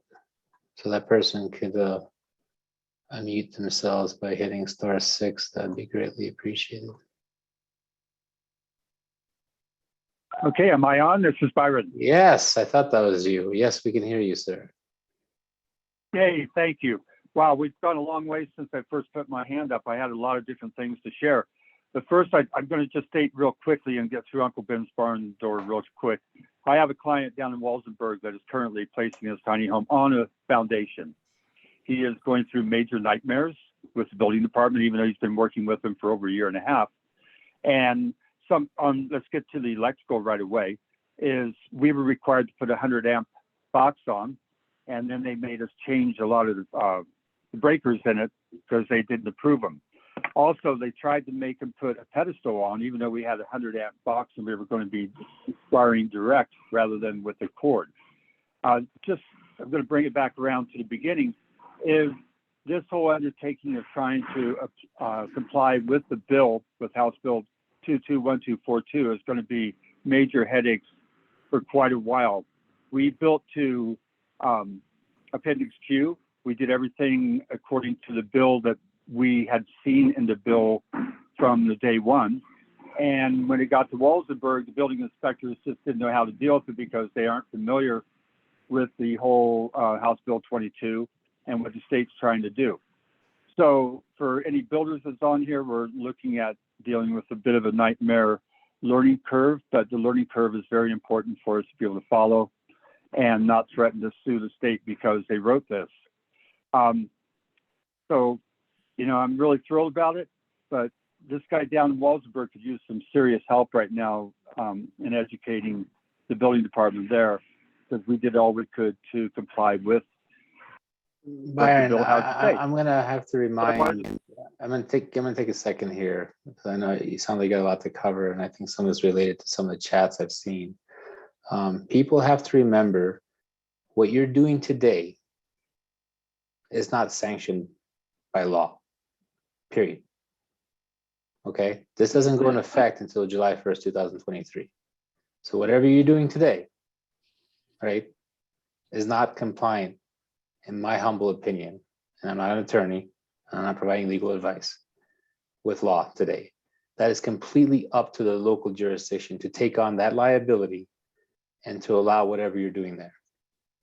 If you're not coming through a HUD regulated program for a dwelling, if you're not coming through a state program that already exists for a dwelling, and you're building something built off site, and you're utilizing it for long-term occupancy, that is not currently covered in law until July 1st of 2023. You're basically building a recreational, seasonal, temporary use product that the local may be allowing for long-term use. That is between you and them. That is exactly why this law was passed, to address that very issue. So what is happening today, up until July 1st, what happened a year ago, 2 years ago, is completely up to the local jurisdiction. And I know some of them, obviously, most of them have been dealing with the housing crisis and coming up with some creative ways to address it. But the reality is these structures, until they come through a state regulated program on and after July 1st, 2023, are not recognized as being long-term dwellings by law and the very codes that they're built to. Even if you're getting jump on things and using the IRC and putting it together, it has not been inspected and certified as such, right? By an entity who's able to see what you've done off-site and plan reviewed it. Like I said, it's up to you and the local building department. I feel terrible that it's been quite a process and a challenge, but the reality is it seems like that local building department is even considering it. I don't know why they're making it so difficult, but they're at least considering it. Some jurisdictions won't even consider it, period. So going back to the concerns I've heard about affordability, the reality is this. This should, and I can't say every building department will come on board or every land use office for every local jurisdiction, but it should become more readily acceptable for use and therefore increase use and demand, because these local jurisdictions now know that there is an entity out there inspecting and certifying them for safety. Just because some of you feel strongly, and you probably do, build a quality product, that's great. But nobody has reviewed it, inspected, and certified as being such for long-term occupancy. And that's why this program was created, to help relieve that pressure that local jurisdictions have been experiencing, to make that difficult, challenging decision to go outside of the law, to accept it. This will bring credibility to it. This will bring in the form of safety, but also being recognized as being compliant with the law. Whether you agree with the law or not is a whole completely different conversation that we don't have time, nor is this the place to really talk about. And this is not directed at you, Byron. This is actually directed to some of the chats I've seen. Please visit that with your state legislators. And if you're threatening lawsuits, that's up to you, right?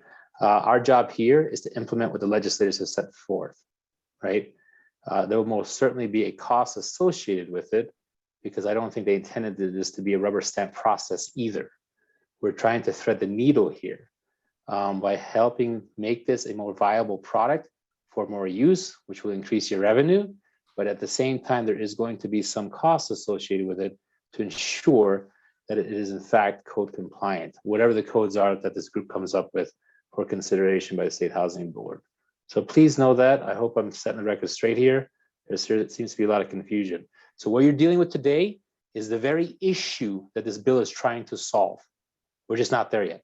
And we cannot go apply it retroactively either. We will be starting on and after July 1st, 2023. Anything you've done before that, and are continuing to do before that, is between you and that local jurisdiction. Was there anything else, Byron, that you wanted to add? No, I think that you very well stated yourself in that, and I really appreciate what you just said. And I'm in agreement with that. And this is why this bill is being created, to solve these issues. So thank you very much for the clear statement. Thank you, sir. And we're gonna do the best we can. And for those of you who are new, doesn't mean we're gonna get it right at the outset. We're gonna try our best. We are under a tight time constraint here. The beauty about the rulemaking process is we don't have to wait once a year like the legislative session to make changes. We can try to make those changes in between. Of course, there's some things that are law that we cannot change. So keep that in mind. That would require the legislative process. But if there's something in our rulemaking process that we've created in the form of recommended codes of state housing board that were adopted that's creating a problem or not really working effectively, we can always revisit that. So keep that in mind. Thank you, Byron. There were some other hands up. Mike, and I think you also sent a chat recommending that we take a look at the Thanks, Mo. Appreciate that. NFPA 1194. Yeah, I just wanted to follow back up on Sean's comment. You know, and a lot of people were talking about, and a lot of end users are being, forced by local municipalities or county governments to say, hey, I want to bring my tiny house into your community. And then the next thing they do is they point to an RV park and campground. And a lot of people are not interested in living in RV park and campgrounds full time. So this is one of the reasons why our ASTM International standard setting body got started almost 18 months ago, was to really address this concern that, RV parks and campgrounds are high volume, wholesale, temporary occupancy platforms. And the NFPA 1194 specification and standards baseline is what absolutely addresses RV parks and campgrounds, hookups, spacing, electrical, you name it. One of the things that we wanted to do with the ASTM standard was to say, hey, let's take a look at 1194, the RV parking, and let's be able to adapt and potentially put together a voluntary consensus standards baseline for tiny home communities. These are now going to be smaller numbers in size, not wholesale, 10 to 20, maybe 30, and we can address the very specific needs for interconnection, microgrid or utility hookups for tiny homes that could either be on pads or movable on wheels. And what we could do is we could take a lot of the NEC codes, a lot of the 1194 codes and NFPA and say, listen, why don't we develop a specific set for tiny home communities? Now, obviously, this might be a different type of zoning issue. And yes, it's a local zoning and ordinance area that has to be addressed. So part of this is I'm focusing around how do you interconnect utilities in and out of a tiny home to make it flexible for as many of these adopted opportunities in building and creating affordable housing. So the baseline that I'm interested in is if we can identify a way of interfacing utilities in and out of a tiny home using the correct standards, that it can be flexibly interfaced into different contexts. So if you're building one tiny house on a property, that's one model. But if you want to put 10 or 20 and have a tiny home community, that's another model. So I think this, the area of microgrid utilities that we're actually looking at in the ASTM standards may be helpful in this regard, because they do baseline on a number of IEEE standards, and we'll also be looking at NEC standard, the electrical codes as well. So I just want to make it clear that there are some other potential standards that we could look at, potentially adopt and modify to potentially address this opportunity. So that's just the comment. No, that's great, Mike. And that perfectly, adds to what I ended with earlier, that this is going to be an evolving process. Better things will come out, hopefully, especially on the national front, that we can then start to tack towards to help with that issue of making this product more widely accepted. Yeah, and I did want to add one other thing, because I did have to come back in later after my previous meeting. So sorry, I had to jump off and come back. But I did notice here on the agenda that there's a possibility of somebody making a suggestion that we take the tiny home provisions and make that the baseline for what we're considering. I definitely don't want to see us do that, because that's definitely a mashup of existing standards that really don't address the specific needs of affordable tiny home communities, or in fact the utility. None of that is addressed in the provisions documents. These are standard existing IRC documentation that have been mashed together into a documentation set.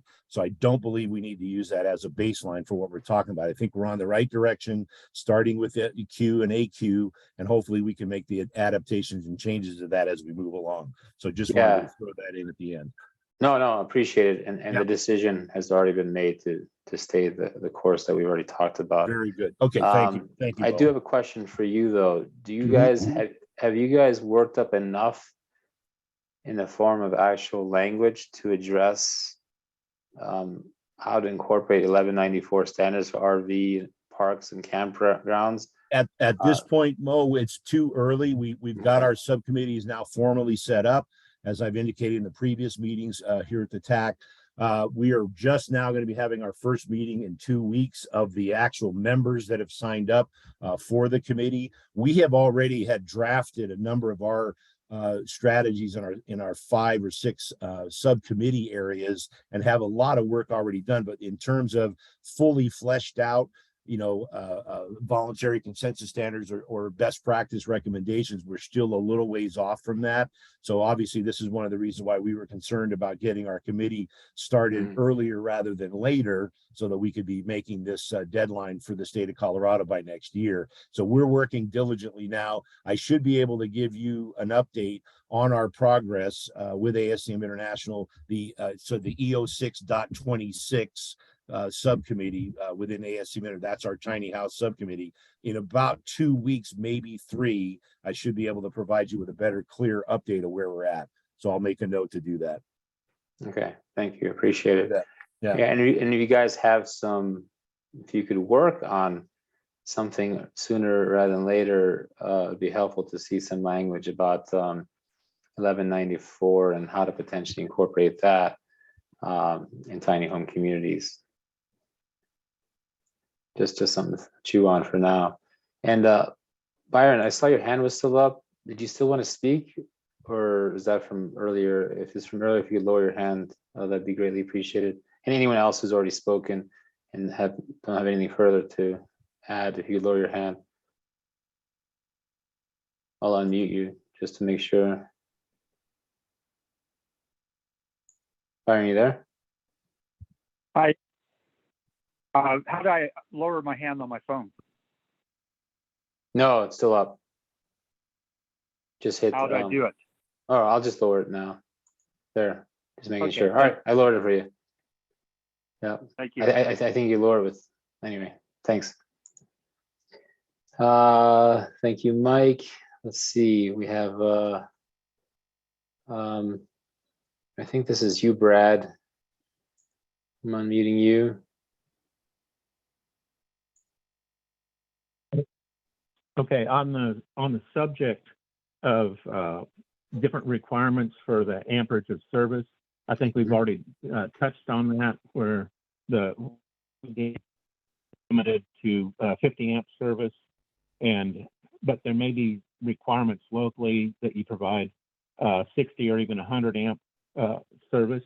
In those cases, I wanted to point out it is possible to implement both plug-in and direct wired options, but I believe it should be required that you use a transfer switch with a secure lockout to protect those two paths from each other. This also gives the added benefit that on direct wired installations, you have the option to disconnect from the main grid in a power outage situation and switch over to a generator and not have to worry about phase alignment between those two potential sources of power. What I don't know is that normally included in building regulations, or is that completely covered under the NEC electrical code? James, you want to handle that one? Anyone else? Yes, sir. Anything that deals with electrical installation, that goes into the NEC, and the IRC follows the NEC. It's just the NEC has articles and the IRC has sections, but those sections come from the NEC. Okay, so there's no reason to explicitly mention the use of a transfer switch with secure lockout. It all depends on how the manufacturer builds the tiny homes. I mean, there's so many different ways that they can build it. That creates an extra expense. So it all depends on how the manufacturer wants to build their tiny home, but that is an option. So that's what it depends on. But I don't think I would suggest that as being a requirement. I would suggest the NEC being the requirement, and however it's manufactured, the NEC would be the standard, whether it's going to have a backup generator, if it's going to be hardwired, if it's going to be cord and plug. I would let the manufacturer decide the direction they want it to build their unit, but whatever that direction is would have to be code compliant with the NEC. What I'm getting at is if the design that they're implementing allows for both options, I'm wondering if it's necessary to require the use of a transfer switch with a secure lockout, or if that just falls within the purview of the NEC code itself, if both options are available. That follows to the NEC, and there are ways to meet that code requirement without a transfer switch.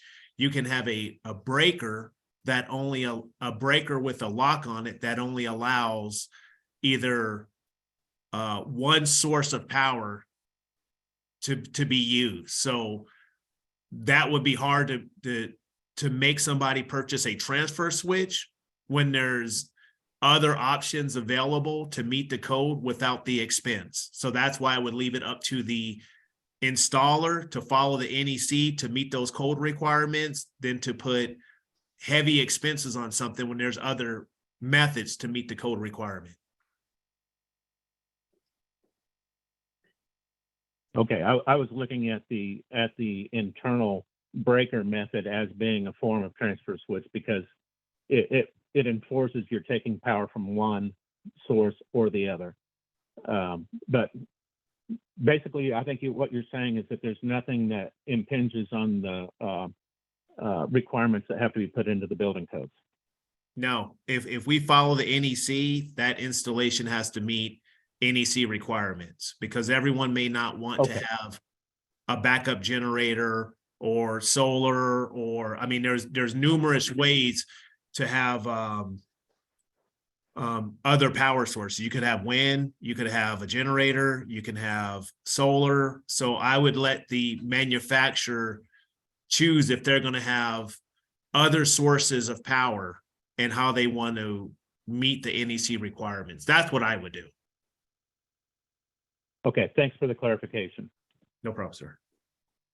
Yeah, and another important point to remind everybody of is the state certification process is a point in time, right?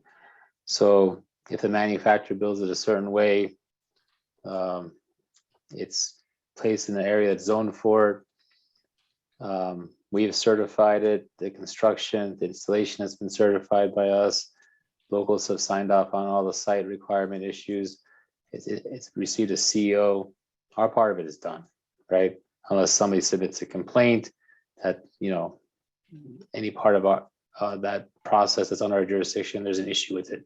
Something about the construction is not right, something about the installation is not right, and we can investigate that, et cetera. But once it's been certified by us, any changes that are then made to that home by the homeowner is through whatever local jurisdiction has jurisdiction at that point where that home is installed, right? So they'd be going through its process. So just because it's a state certified tiny home doesn't mean it comes back through our process if there are any changes to it. Just like a HUD code home, it's up to the local jurisdiction at that point. Any work done at that point is just site work. Does that make sense? So they may have their own requirements at that point on how to modify something that was one way, and then the homeowner wants to do something else with it, like take into account other energy options, et cetera. But they're going to be following the NEC, right? Sorry, Tracy, look like you put your hand down. I don't know if you have anything else to add. I'm going to call Mark. Tracy, you still want to add to anything? Just raise your hand again. Mark? Well, this is kind of for James and for Marty, I think. Basically, if we are talking about the IRC and the NEC, James, our wiring is going to be 21052 for the peninsulas and for the kitchen and everything else. So kind of an important fact is basing what the size, the minimum size of these tiny homes are going to be, because that calculation is based on the sizing. But like I said, this is going to have to meet the residential part of the NEC. If we have a porch on the front, which I've seen on some of these, there's going to have to be a receptacle out there. They have a peninsula. They may have to have an additional recep added to the end of the peninsula. I'm not sure. It's been a long time, Mo, since I've looked at a park model wiring compared to a tiny home, but the wiring has to meet the IRC section of the NEC, or the dwelling section of the NEC. Son of a used car salesman. That was rubbing. Go ahead, Marty. But the other thing is, I'm kind of to meet the definition of the dwelling, we have to have basically washer dryers set up. Are we talking about a dedicated circuit, or are we talking about an actual indicated area? Because we're looking at the electrical demands on this.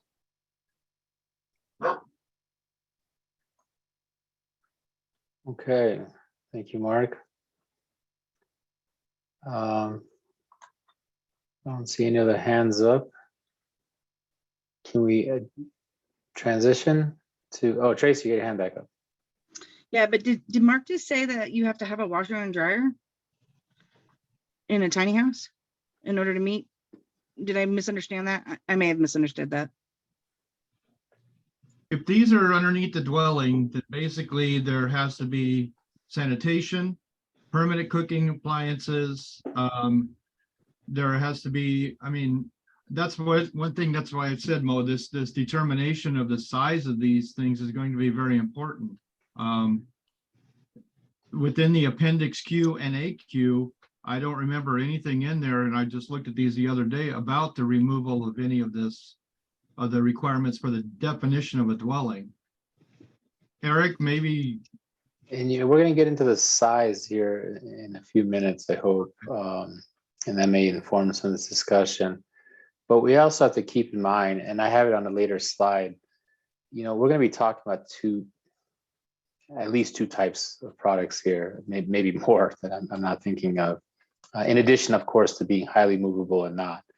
You're going to have some that are going to be a dwelling as one unit, and you're going to have some in a community setting, right? Where the actual tiny home itself is more of a shelter, right? And then the everything else that comes with a dwelling is shared in community living, kitchen, laundry services, bathroom, etc. So I want to kind of keep that out there as well, because that is a model that people are interested in. And I want to make sure that we have create a viable path towards that as well, as we think about all-in-one dwellings. Let's not lose track of this other model out there. Tracy? You still have your hand up. Nope, actually, I apologize. They answered my question and everything is great. Okay, thank you. Thank you. All right, so transitioning on to the chassis as a floor system, I think Eric had proposed this prescriptive rule for it. Eric, do you want to talk about this section?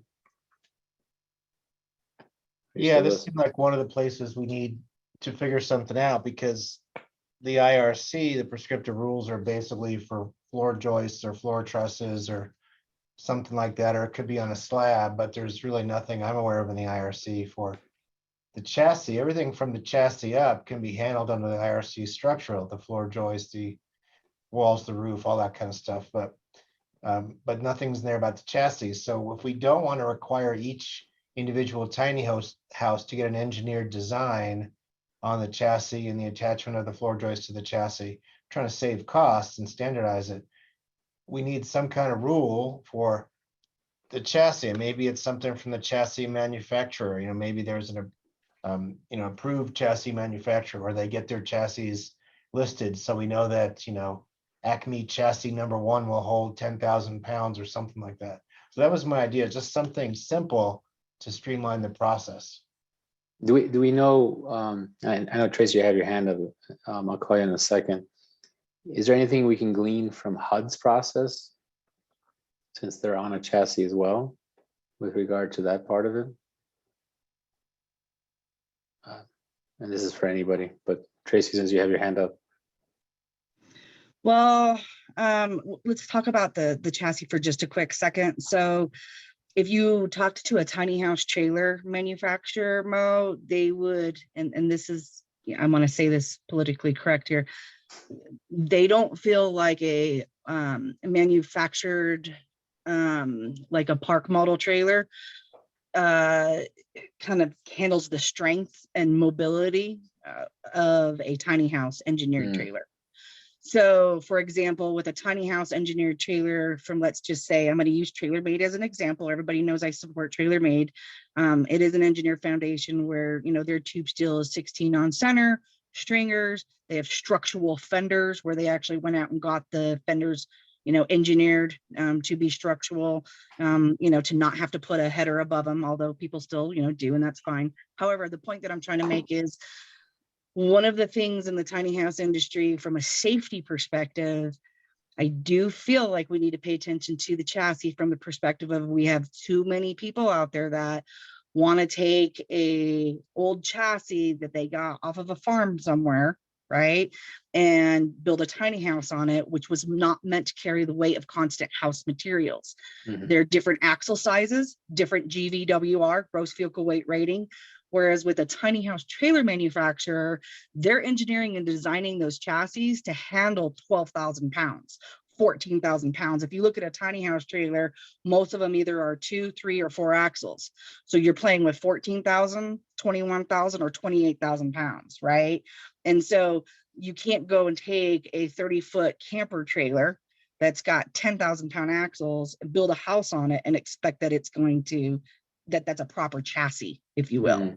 And it would need to be reinforced, upgraded, axles would have to be upgraded, tires, everything. And at that point, you should have just bought a engineered tiny house trailer, if that makes any sense, right? So we've been down that road in the tiny house industry. There are multiple tiny house trailer manufacturers in the country. We happen to have, in my opinion, the #1 tiny house trailer manufacturer in the country, in our state. It's TrailerMade. They're out of Olathe, Colorado. They moved from Denver over to Olathe.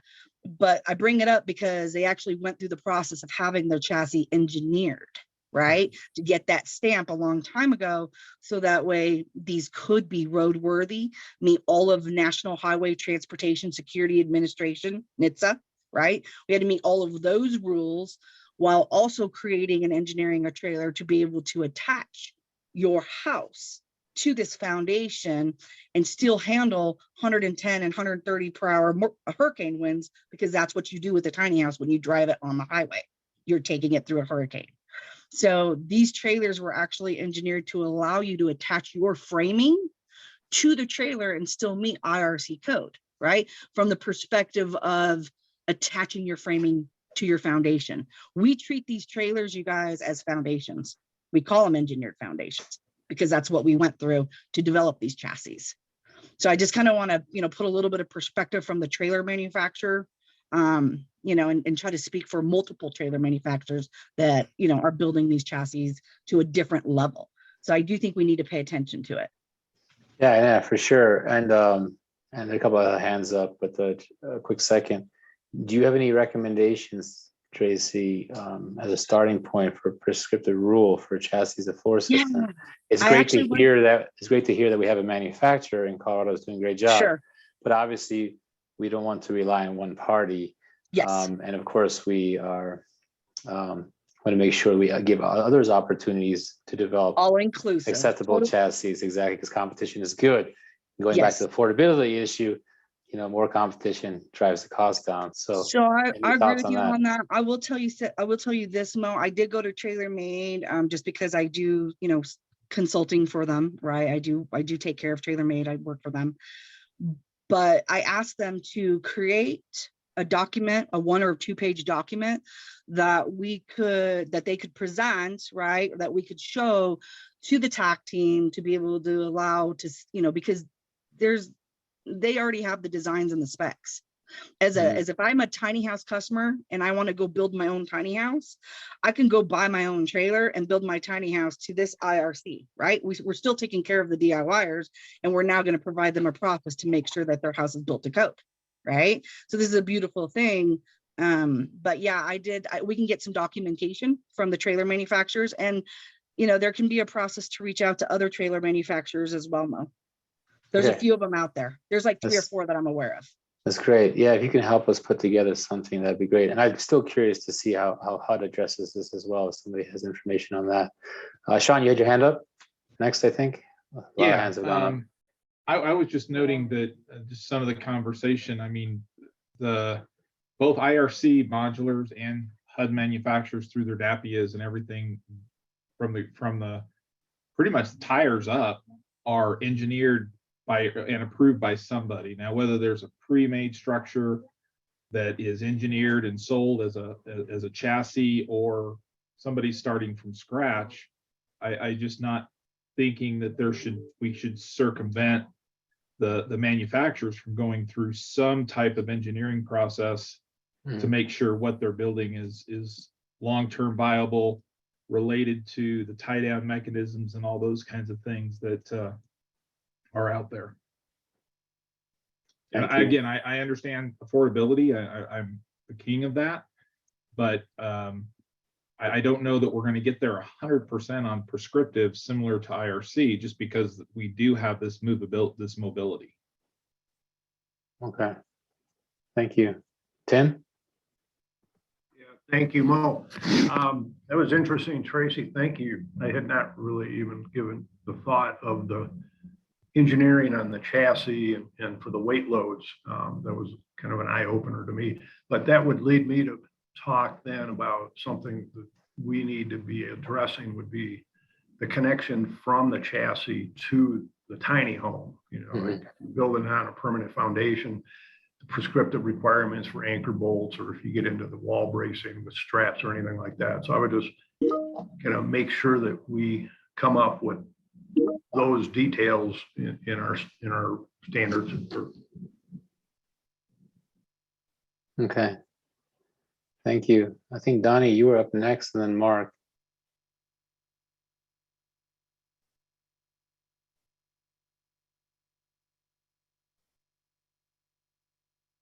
Oh.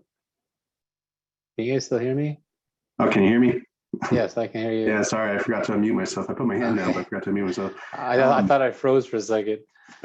But just trying to go off what Tracy was talking about, these used chassis. If we use the IRC actually allows you to use used materials. So to restrict those would be a little contradictory to the IRC unless we specifically amended that. So we would have to find some kind of method of allowing them to use a used chassis if they do have one, especially if we have homeowners who want to build their own tiny house or tiny home and use that as their new dwelling. I guess kind of keep that in mind as well. Good point, Donnie. Mark? I'm putting it in the chat, Mo. I found the article in the NEC 21052F where a dedicated laundry circuit is required. It doesn't necessarily mean we got to put the equipment in, but we have to designate it. The only exceptions are in multifamily, of course, like you said, where the provisions are provided, or a receptacle for laundry equipment shall not be required in other than one-family dwellings where laundry facilities are not to be installed or permitted.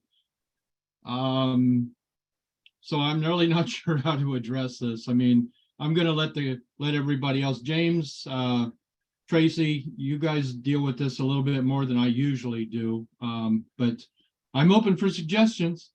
As we all are. Sean, you still had your hand up?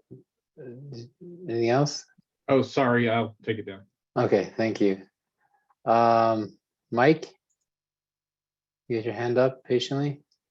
Yeah, thanks, Mo. I had just put a comment in there about the real potential here we have regarding this foundation model and the chassis approach. This is one of the things many years ago in numerous tiny house festivals and shows that I attended. You know, I was doing the work for the tiny home industry.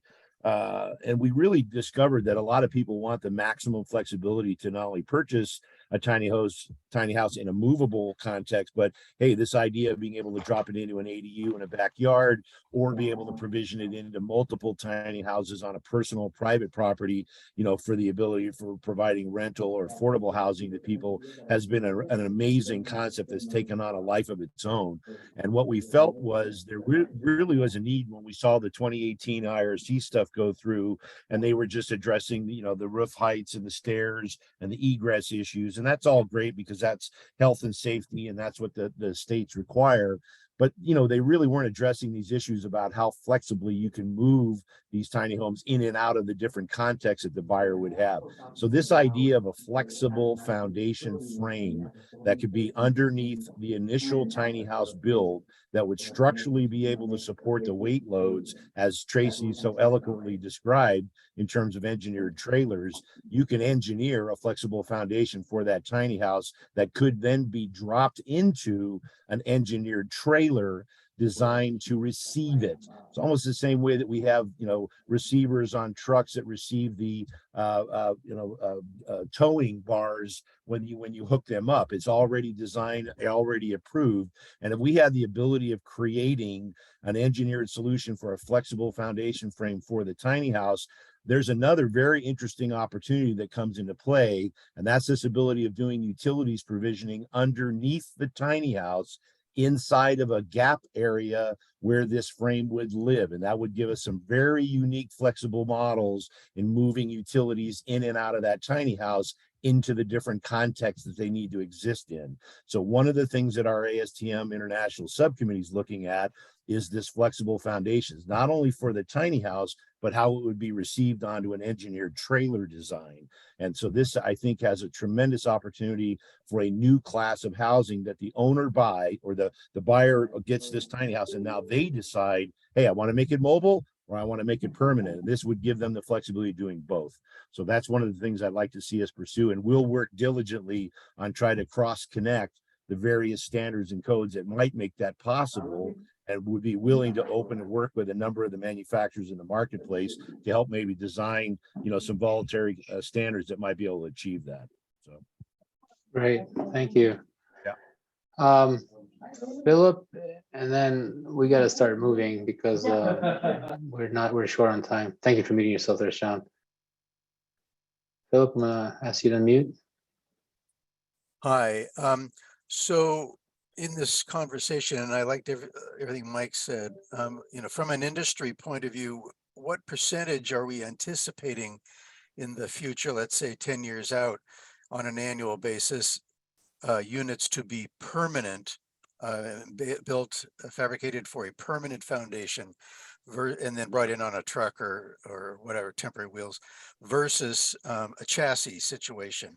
And is there a logic in the manufacturers taking on the mantle of, we can provide two solutions. We can provide a permanent foundation, or we could provide a chassis, and perhaps then the flexible foundation comes into play. But I'm just wondering where the market wants to go in all of this down the road. And I mean, if there's, you know, 100,000 tiny homes that are going to be built in the next decade, are most of them going to be permanent, or are most of them going to be chassis? It's a great question. Based on what we've been experiencing the last several years, my guess is most are going to be on a chassis, because as I mentioned earlier, and this might have been missed, is we already adopted Appendix Q 2018 IRC several years ago, and we don't see hardly anything coming down that path. So doesn't seem to be much interest in the permanent foundation aspects of IRC 2018 Appendix Q. And do you think that'll be true for for something on a chassis? RV parks and things like that? I mean, I see RV parks evolving to accommodate one or both. But And you have to remember though, going back to what a tiny home is not, an RV park's gonna have a mix of things potentially, right?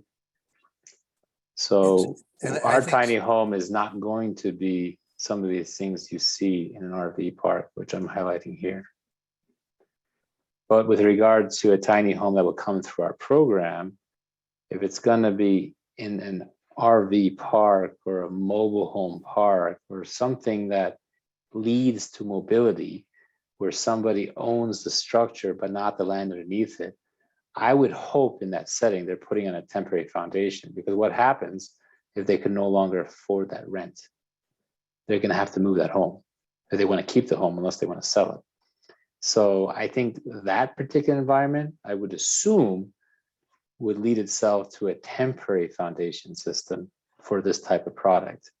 A subdivision, on the other hand, or someone's own land, rural or not, that's not part of a subdivision, they have more flexibility in making that decision depending on what their needs are and how they plan on using, and of course zoning for that area.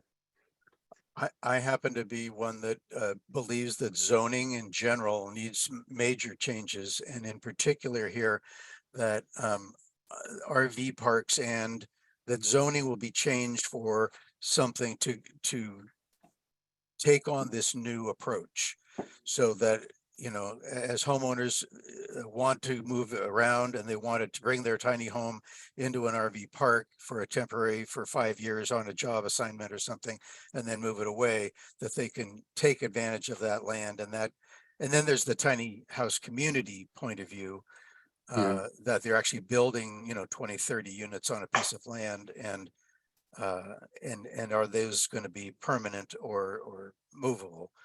So, I mean, it is a culture that is coming out of this as well. And what will that culture demand in 10, 20 years? Of course, and that's going to evolve. But the reality that we have to face today is, A, we don't have any jurisdiction over zoning. That's completely up to local jurisdiction. And we are a home rule state. And it's very clear in the law that that's not our purview. When I say ours, I mean the state's purview. So that's up to the locals. This will be a revolving process. Demands will change as things evolve, right? But what we're going to be starting here is bringing some acceptability, right, and credibility to a product that'll be state certified. And then we'll have to kind of see how the consumers react to that, how the industry reacts to it, and of course, how local jurisdictions react to that. And really the manufacturers too. What's that? And the manufacturers and Absolutely, how they see their market. Absolutely, absolutely, absolutely. James, I see your hand is up.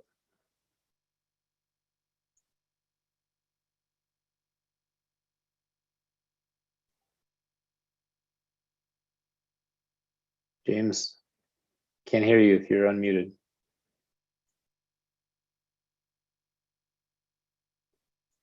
All right, maybe you stepped away as you had your hand up for a while. Mike.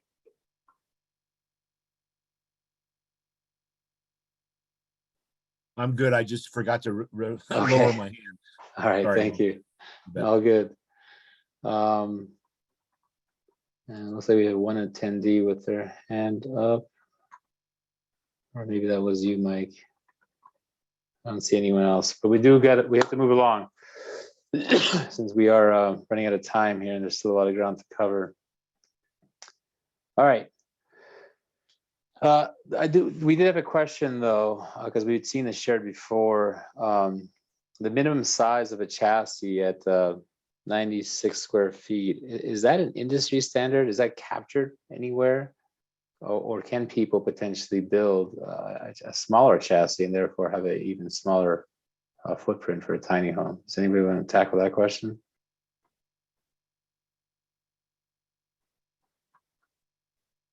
Tracy? So the smallest engineered tiny house trailer foundation with proper axle weighting and weight and all of that good stuff actually goes down to about a 10-foot by 8-foot trailer. It's typically not common. I would say that's very far and few between. A 16-foot by 8-foot structure, I would say is maybe 10% of your tiny house industry. The number one most popular size tiny house out on the road across the country right now is the 24-foot by 8-foot tiny house, which is about 192 square feet, right?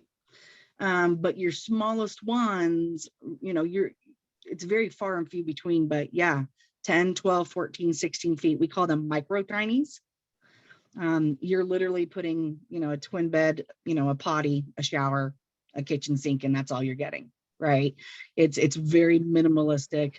It's often used in when we're trying to house homeless, or we're working on some nonprofit projects. But the number one size tiny house is about 24 feet by 8 feet.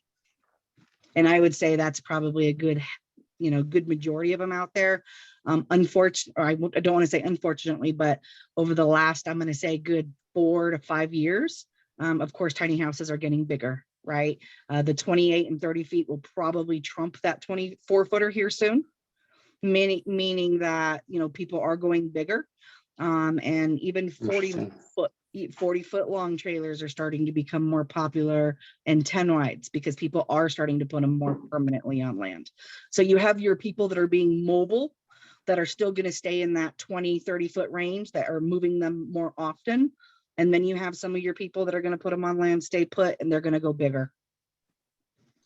But as far as smallest goes, you don't really see a lot of people doing, smaller than 10, 12, 14, 16 feet by 8 feet. Okay. Thank you. Thank you for that. Margarita? Yeah, to be thoughtful about how big our house units can be, right? The IRCs, our room is 50 square feet. And so take that in consideration, how many that in those square feet. So much 8 feet. I'm sorry. Give us a gross square footage of 96, and in which we can accommodate bathroom, kitchen, and a decent living slash sleeping area, and that will be it. Obviously, you can be absolutely creative designing smaller than that, but again, maybe we can smaller than 96. I'm sorry. Maybe it's my internet connection. Did anybody else have a hard time following Margarita? She was breaking up at my end.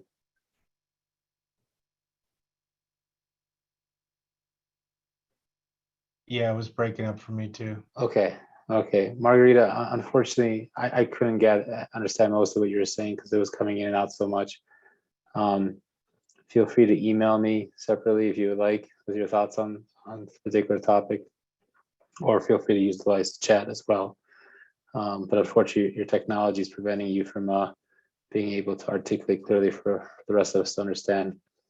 And apologies, I just noticed Daniel Kennedy has had his hand up as an attendee. I think I missed you earlier. Daniel, please unmute yourself when you get a chance, if you're still there. Hello. Hello? Yep. Hey, can you hear me? I can. Awesome. Yeah, I know we're short in time. I just want to add a couple little points. Basically, one would be representation by tiny home builders on the committee, because I build and run the company all day, and a lot of what we do, we're sort of short on time for us builders and trying to help clients out. And I deal with, a lot of permits during the day, emails, and I just want to make sure that there is a recognition from the group that us tiny home builders are pretty it's good to have us on the committee, because we deal with everything, the build, the timeline, inspections, all the permits. And so I'm just wanted us to be sensitive to us tiny home builders, that that like we're good people to have on this committee because this is what we do all day long. It's our livelihood and with clients. And once we get very regulated, it becomes very hard for me to even have enough time in the day to contact zoning departments and now building departments and just do all that. So just representation of tiny home builders. And number two, real quick, is going to say I'm in favor of ASTM and NOAA more so than I would be in favor of THEA, mainly because of their 1,200 page tome. And we is just not my favorite model. Would be the IRC regurgitated into a big tome book, but I know it is what they're doing and it's there for a reason. And three, that I want us to do a good job on this because this rules that we pass could be adopted as a role model for other states. So I feel like we have a big responsibility that Arizona and other places could pick up what we do and just basically copy paste, which would be nice. And the other thing I was going to add is just that we're cautious about that the law that the legislators passed has multiple mentions of the word affordability. And I do think there is two ways it could go for people for some of us companies is either we'll basically spend additional money and time and comply, or there is the potential of some class action lawsuits against the interpretation of this thing if it does not have a strong enough focus on affordability. Because when I hear words like set crew and me and my driver becoming certified through set classes, inspection of utilities, which could be $100,000 of electric, water, sewer. Some of our clients are homeless, are living out in a farm or a field. They do have adequate utilities, but that could be considered very burdensome. And so just that we tread as best as we can when we interpret all this to do safety and affordability, because that a lot of tiny home people that I work with, they're basically living in a camper or a house or can't afford anything and they're almost homeless. And we're the last option. And if their tiny homes are overregulated, I'm just going to raise my prices, probably leave Colorado to some extent and focus on RV parks developers and basically say, if you're homeless, sorry, not my problem. Go talk to the legislators that passed the law. I can't fight every battle in life. You wish I could help you all better. But just that we're sensitive to the affordability part and the time of us tiny home builders, which is limited as we try to help clients with a very limited budget often, and companies. I think that's all my points. I will be quiet now. Thank you, Daniel. That's a lot to digest. I've got some thoughts Sorry. and response to that. It's okay, but I'm gonna ask Nate to speak next. Kind of just talking a little bit about that, and Mo, the clarification question here. I'll make a couple statements, but then there'll be a question at the end. I'm a builder. We have been building modular and manufactured homes, for decades. Several of us on that call, so certainly you're in good company from a builder standpoint. We deal with all of it on a daily basis as well. And one of the things that I think my understanding of why we're here is to be able to create an additional path for tiny home development. And I think the key word, and Mo, that's what I'm asking you to clarify when we're done, is additional. If the tiny home industry wants to, as a builder, build a product that is not able to be put into jurisdictions, can kind of be an RV or only go into RV parks or whatever, nothing in this, I believe what we're doing is going to stop the current tiny home industry from functioning as it does today. What this is going to do is open up opportunities. Now, they could possibly cost more because of the regulation. That is absolutely true, but they will cost a whole lot less than what we do in the modular, in some of the manufactured world stuff. And so I think that's the part that's important here, is that today, by providing a product that is regulated, there are hundreds of thousands of places today that I can go put the product that I sell today. The tiny home industry cannot say that. And I realize we're talking about zoning in largely here, but regulation also opens up this product to more people. And so because it is an affordable product, by us going through this process, we're going to make that product available to more people than it is today.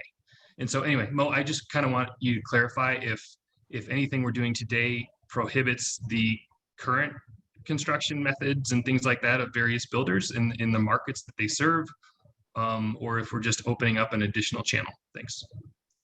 No, thank you, Nate. You hit the nail on the head. And I think I touched upon this earlier as well, is the current landscape doesn't include something that is authorized by law or code currently to be a movable tiny home designed and constructed for long-term occupancy. You may be sort of building towards it.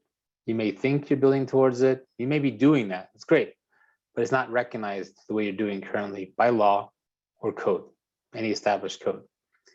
And so that's the whole point of this law, is to create that particular avenue for those that are interested in pursuing it, right? If you want to build a park model, nothing prevents you from doing so, right? If you want to build an RV, nothing prevents you from doing so. If you want to build, I don't know, something else that a local jurisdiction may accept, nothing prevents you from doing so. But keep in mind, if it's going to be utilized for long-term occupancy, there are limited pathways towards that currently exist. One is a HUD code manufactured home. Two is a modular home under our current state program. What is missing is what we're currently trying to address through this bill. So if you're interested in this pathway, then you're at the right place. But if you want to continue making these other products that a local jurisdiction may or may not accept, that's between you and that local jurisdiction, whether it be in Colorado or another state, right? So please understand that. So if that's what you want to do, nothing prevents you from doing that. We're not here to prevent you from doing that. But if you're going to build a dwelling for long-term use and you're calling it a tiny home, there is now an established pathway in statute that you must follow. And that's the part we're trying to build right now. And then there is, through the bill, tiny home representation on the TAC. There are 2 positions that are filled by tiny home folks. So that part has already been taken care of as well. With that being said, we don't limit the discussion to just the 15 members on the TAC. We open it up to the public. That's why you're all here today, right? So we hear from everybody. And then, excuse me. So anyway, so just going back to what Nate touched upon and what I said earlier, you have to, and I touched upon this earlier for sure, is there's going to be a cost of regulation. There's no doubt about that, right? But what about the opportunity that's now opened up, right? Which Nate also alluded to as well, right? If you're coming through a state regulated program, that's going to bring a lot more, as I mentioned earlier, credibility and understanding and comfort that this product has come through the state and has been certified to be a safe product for use, right? But you don't have to follow that pathway. Once again, you want to build park models, go ahead, right? Just know that they're by nature, not by nature, by industry standards, not designed for long-term occupancy. Just know that. That's your limitation. But you don't have to go through a state program in order to do that, right? So this is about options and choices for people. This is a new pathway for people to follow if they're interested in it. They don't have to, if they want to follow some other pathway that's out there. Which then actually leads to something else. We're not here to revisit the law, right? If you disagree with the law, whether it be the construction requirements for what is now a tiny home defined in the law, right? So, and then it's another reminder. You may be calling yourself a tiny home if you're building an RV-like structure, but it's no longer a tiny home in Colorado.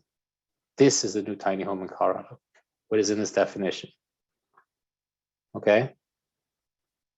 That is to prevent further confusion about what a tiny home actually is for our state. And as much as we would like to see other states do something similar, we don't have any control for other states. What we're doing is what's best for Colorado this time. And we are really hoping something will catch on a national level, whether it be ASTM or somebody else, and then we can kind of follow suit. But for now, our legislator has said, we got to do something. This is a problem in our state, and we got to do it by July 1st. Okay. So if you're talking about affordability and class action suits, this is not the forum for that discussion, in my humble opinion. The affordability part is, but if you want to sue because you don't think what is coming out of this is affordable, there's a pathway for you to do that.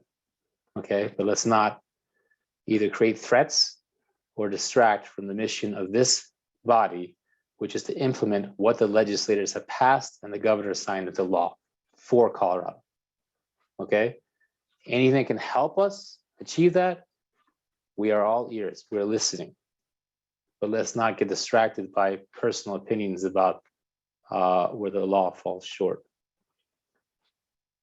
Tracy. Thanks, Mo. I think you said that all beautifully said. Just for some of my fellow tiny housers out there, I know that, this can be a lot to, take on right now and to understand.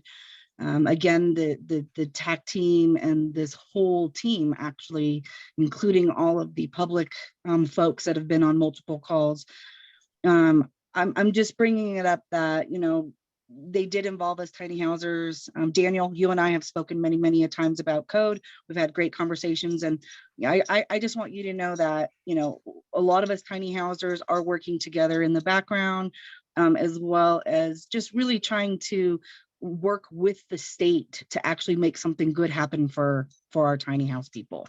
So I know it can feel a little bit overwhelming, but you can ask Mo and Eric, who I met a long time ago on some of the very first calls, but I'm like the frugal queen, right? How many times have I asked everybody, how much is this going to cost us? How much is this going to cost us small builders? What's it going to do to taxation on my customers? How are we going to, right? What's it going to cost to have my plans inspected? Trust me, Daniel, I have been in your shoes. It's taken me a lot to get to where I'm at right now in understanding how beautiful this process is going to be for our state and what it's really going to do. It's not going to solve all of our pains with zoning. I also had to swallow that, right? As a tiny house owner, builder, all of that good stuff. I also know it's not going to solve everything, but just to give you just one last piece on this, and that is, it is the cost of regulation to build that credibility, as Mo is talking about. We've been building and exceeding code for so long, but we've never been recognized for it. And now our tiny houses are going to be recognized for it, Daniel. So from that perspective, I'm hoping that this is going to be a win-win for everybody. And yeah, it's going to cost us a little bit, but it's also going to increase your business, in my humble opinion. Well said, Tracy. And that is if you're interested in pursuing this route, right? If you want to still build park models, which is actually related to Tracy's question that he sent to the host and panelists. No, Tracy, what I said does not prevent a Rivia certified product to be installed in Colorado. Notice I didn't say tiny house, because I think that's where the confusion comes in. Tiny home, tiny house means different things to different people. In Colorado, right, it has a specific definition now. That's going to come through our program. What you're talking about, my opinion would be just to simply refer to it as a park model, right? Nothing prevents that from being installed in Colorado, nothing.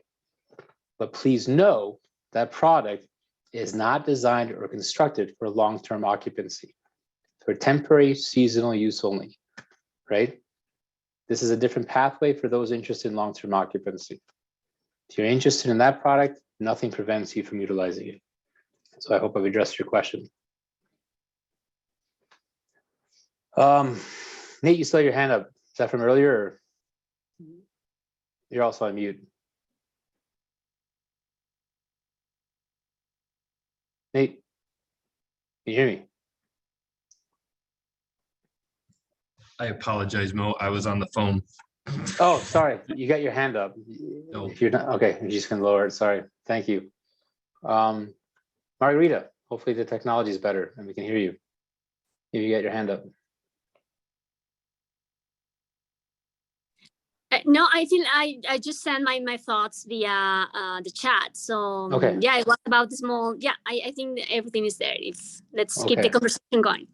Sounds good. Thank you. If you just lower your hand then. Thank you. Mark?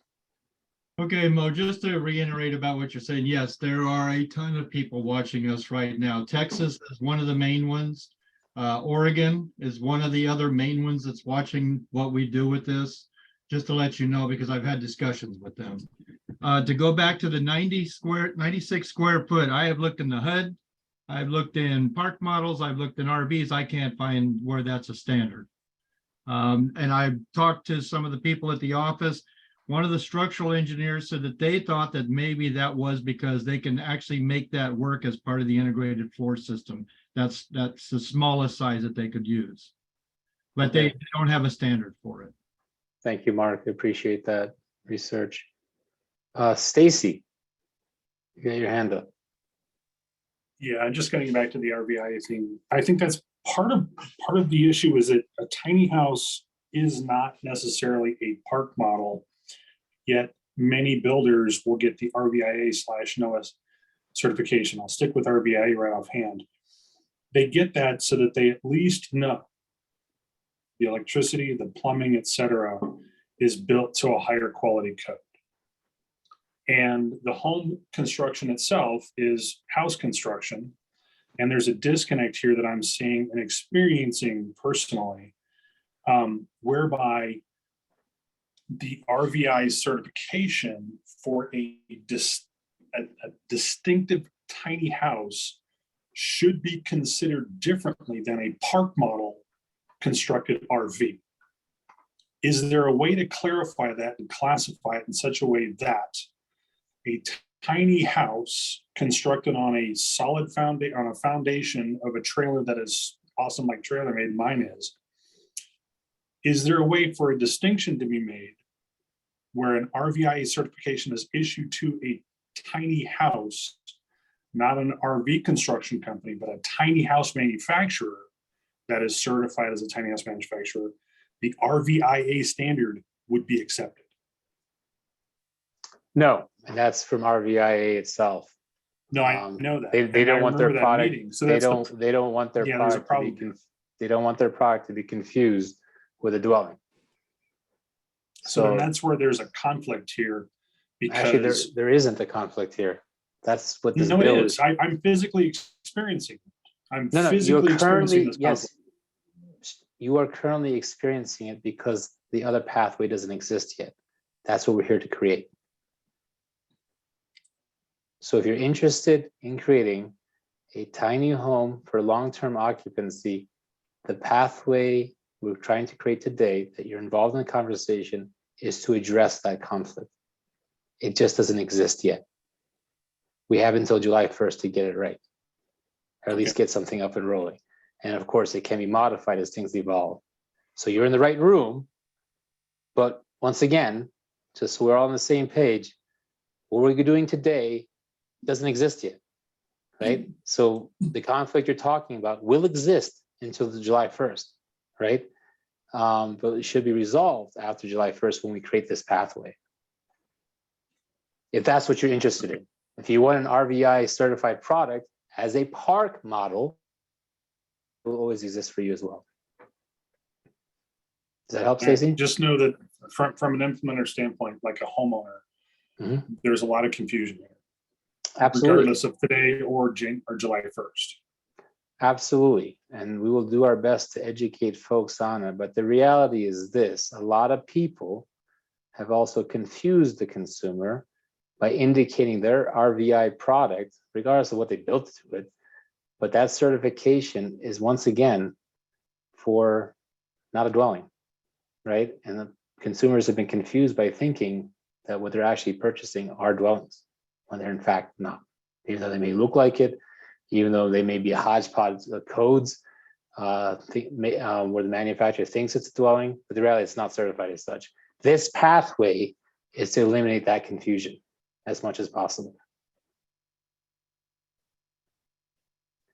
But it's not for everybody. It doesn't answer all problems either. It doesn't solve all problems. It's just a pathway for another dwelling type that doesn't currently exist in law or code. All right, let's get cooking. So we've identified, man, we're running out of time too. We've identified several areas to address. Eric, would you like to walk us through these? You're still there.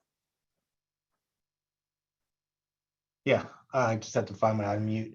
Yeah, Yeah, no we worries. didn't get to all of them today, and I need No. 11:15, but the other ones that came up to at least put it on people's radar and start thinking about it was IRC R307 fixture clearances. There are minimum widths and areas in front of sinks and toilets and showers. There's also a section in the plumbing code. I think Margarita pulled it up. It's 28, or the plumbing part of the IRC 2807 that talks about the minimum size of a shower. And maybe we don't have to have it be quite that big because that drives the minimum bathroom size. So we'd love to hear from the industry and the manufacturers. What's the standard size you guys use for your bathrooms, and can it be less than what the IRC calls out? There was a question that I think Robin posed about not putting a sink in the bathroom, having the kitchen sink, which is right there. Is that acceptable? That's up to the TAC to decide. There are current bathrooms where you may have a little toilet room, you leave the toilet room and go into the main part of the bathroom and then wash your hands. But in this case, you'd be going to the kitchen sink, which is a food prep area. So that's a different question. A question came up about the loft bunk bed. Right now, it's considered a sleeping loft, and there are egress window or skylight requirements, and there's a ladder requirement. The consideration was that it be a bunk bed, perhaps, then you wouldn't have those. Right now, if it's a master bedroom with a built-in bunk bed, we don't require a window up at the top of the bunk bed. You go down the ladder, and you're on the floor, and there's an egress window in that room. But that's a bedroom, and there's usually not a separate bedroom in a tiny house. So that's a consideration.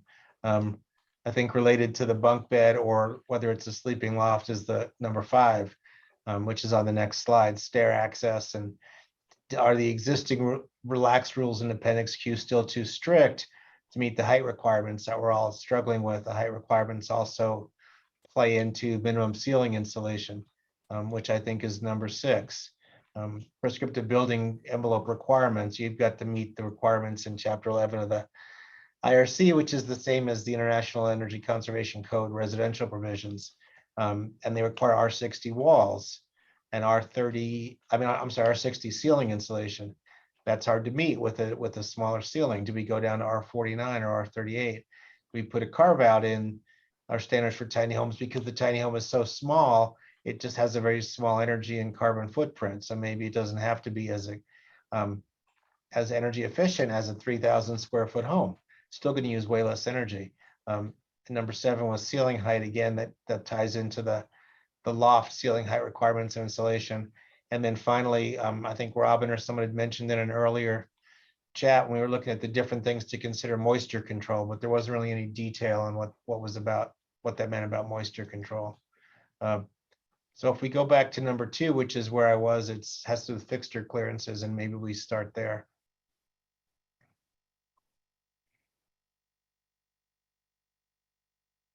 Anybody have any comments? I think there's feelings on both sides that you can meet the existing fixture requirements out of the IRC, or a tiny home should be able to.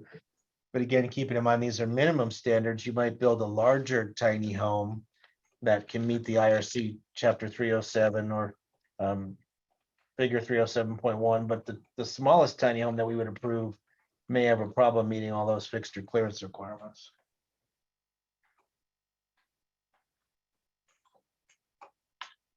Anyone? Nobody's jumping at that, huh? You want us just to come up with something? Tracy? So, I mean, from a tiny house builder perspective, I don't really feel like we've ever experienced a situation where we're not meeting fixture clearances. You guys brought up the size of like maybe a shower, and a toilet, certain things like that. I think Eric, you asked about maybe the small size that we're using. I believe we're using, 32 by 32 inch apartment size shower in most smaller tiny houses. And I don't know if any other builders are using anything smaller than that. Oftentimes, they'll use 36 by 36 inch showers. But the smallest ones I'm seeing use are 32 by 32, and they're residential apartment sized shower stalls. It's just when you start to get into the unique builders that go get like, a horse trough or something, I don't know about that stuff, but is, from a size perspective, if you put a 32-inch shower and the toilet across from it, you can still meet the clearances for the toilet and have a little tiny wall hand sink for washing your hands. So we're able to fit entire bathrooms in 3 feet by 8 feet of space. So I don't know if that helps, Eric, but you asked about smallest size of showers earlier. I think I heard that. Yeah, and I don't really have a dog in this hunt, and I'm going to leave in a minute, but if I'd like to hear from everybody else, but if you can build a 30 by 30 shower, and then you've got your 15 inches from there to the center line of the toilet, and then the toilet has another 15 inches to the wall or tub. If you guys can do it, then that's fine. We don't need something smaller. I know there was some people talking about putting and I've seen micro tinies, or whatever you call it, with the toilet in the shower. Not sure how I really feel about that as well. Like a wet bath. Yeah, the micro tinies, that's where you'll find that wet bath, Eric.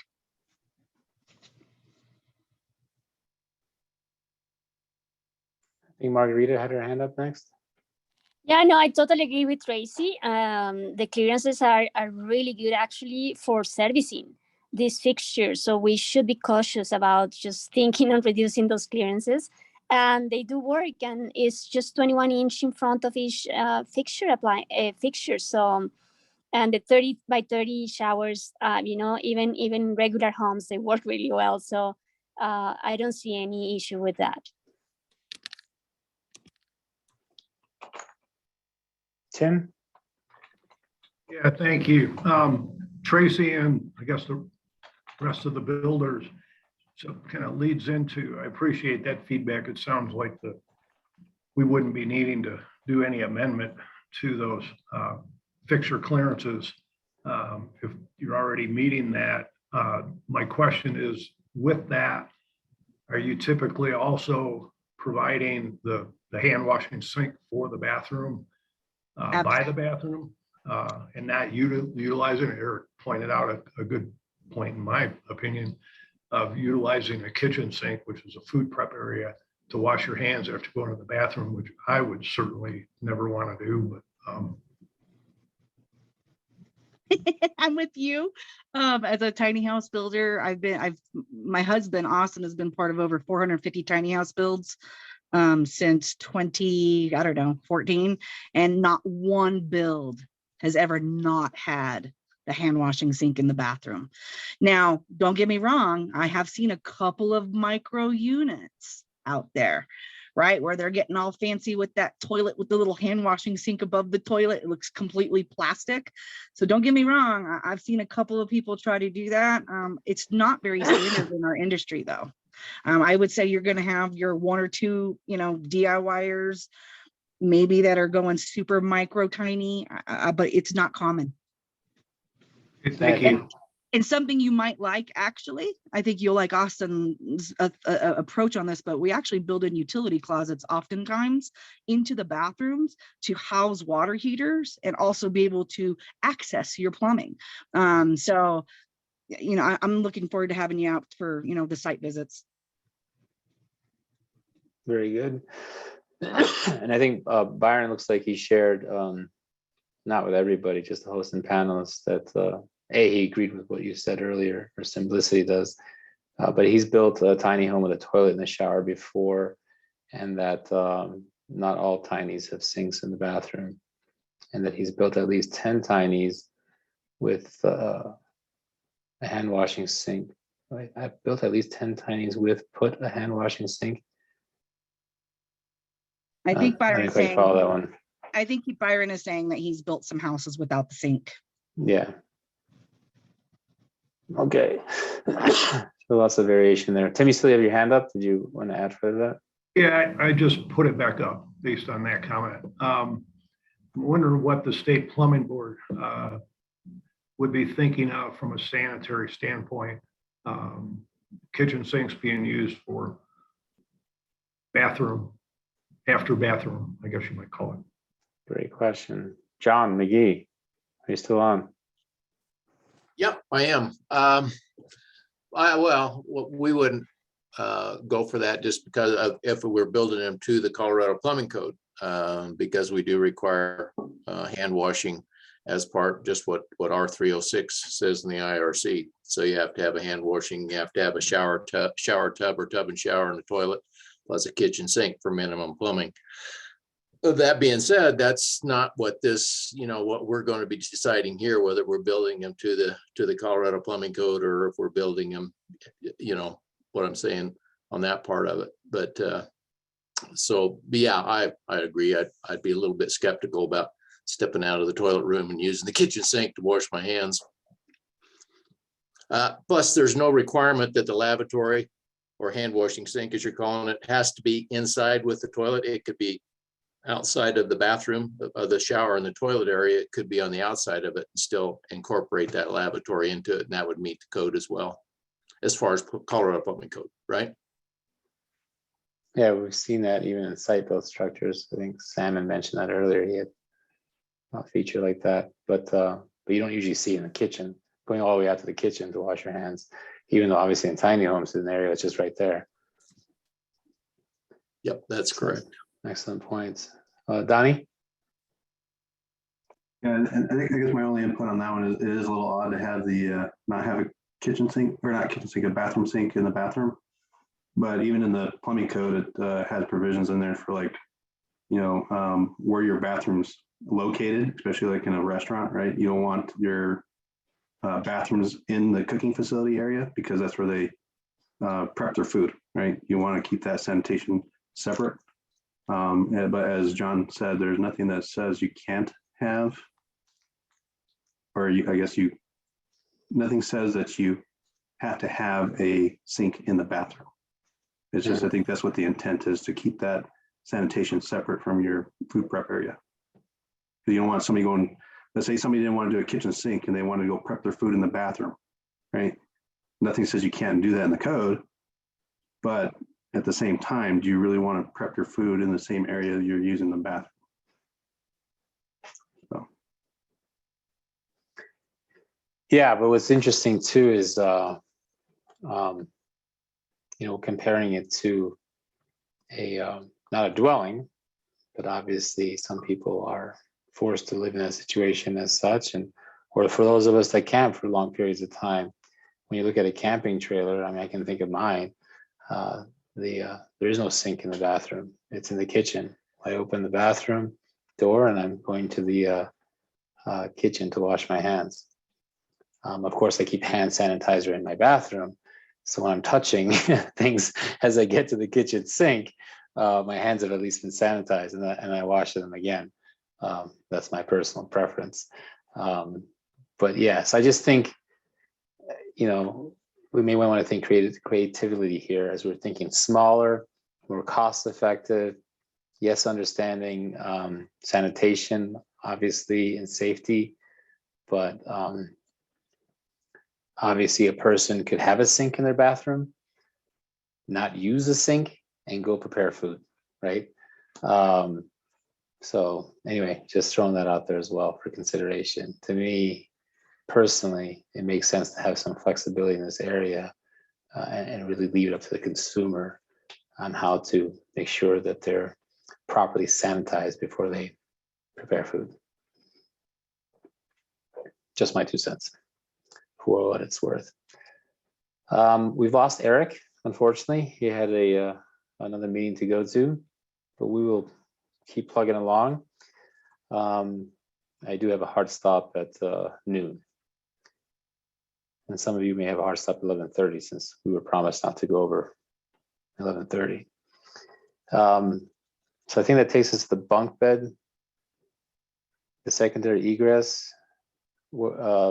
Unfortunately, Eric's not here to talk about this. These were some of his thoughts, but obviously it's put into writing here. Mark, you get your hand up. Yeah, I was actually going to talk to Eric about this.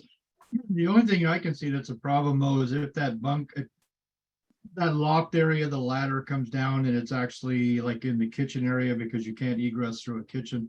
Other than that, I really don't see much of a problem with this. I'm looking at the code section of it right now. It actually gives us a way to eliminate part of that loft, but we can talk about that with Eric when he gets back.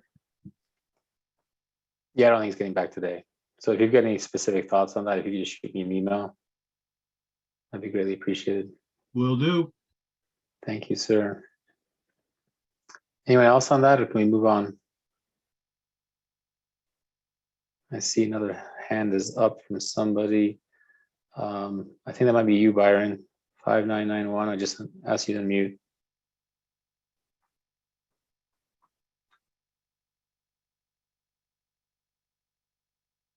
Yes, oh, it is Byron. Yep, I can Hi, hear you. this is Byron. So do I understand this, that if you call it a bunk, you don't need to have an egress window, but aren't we required to have a bedroom in the tiny home at some point? And that's why we call the lofts a bedroom?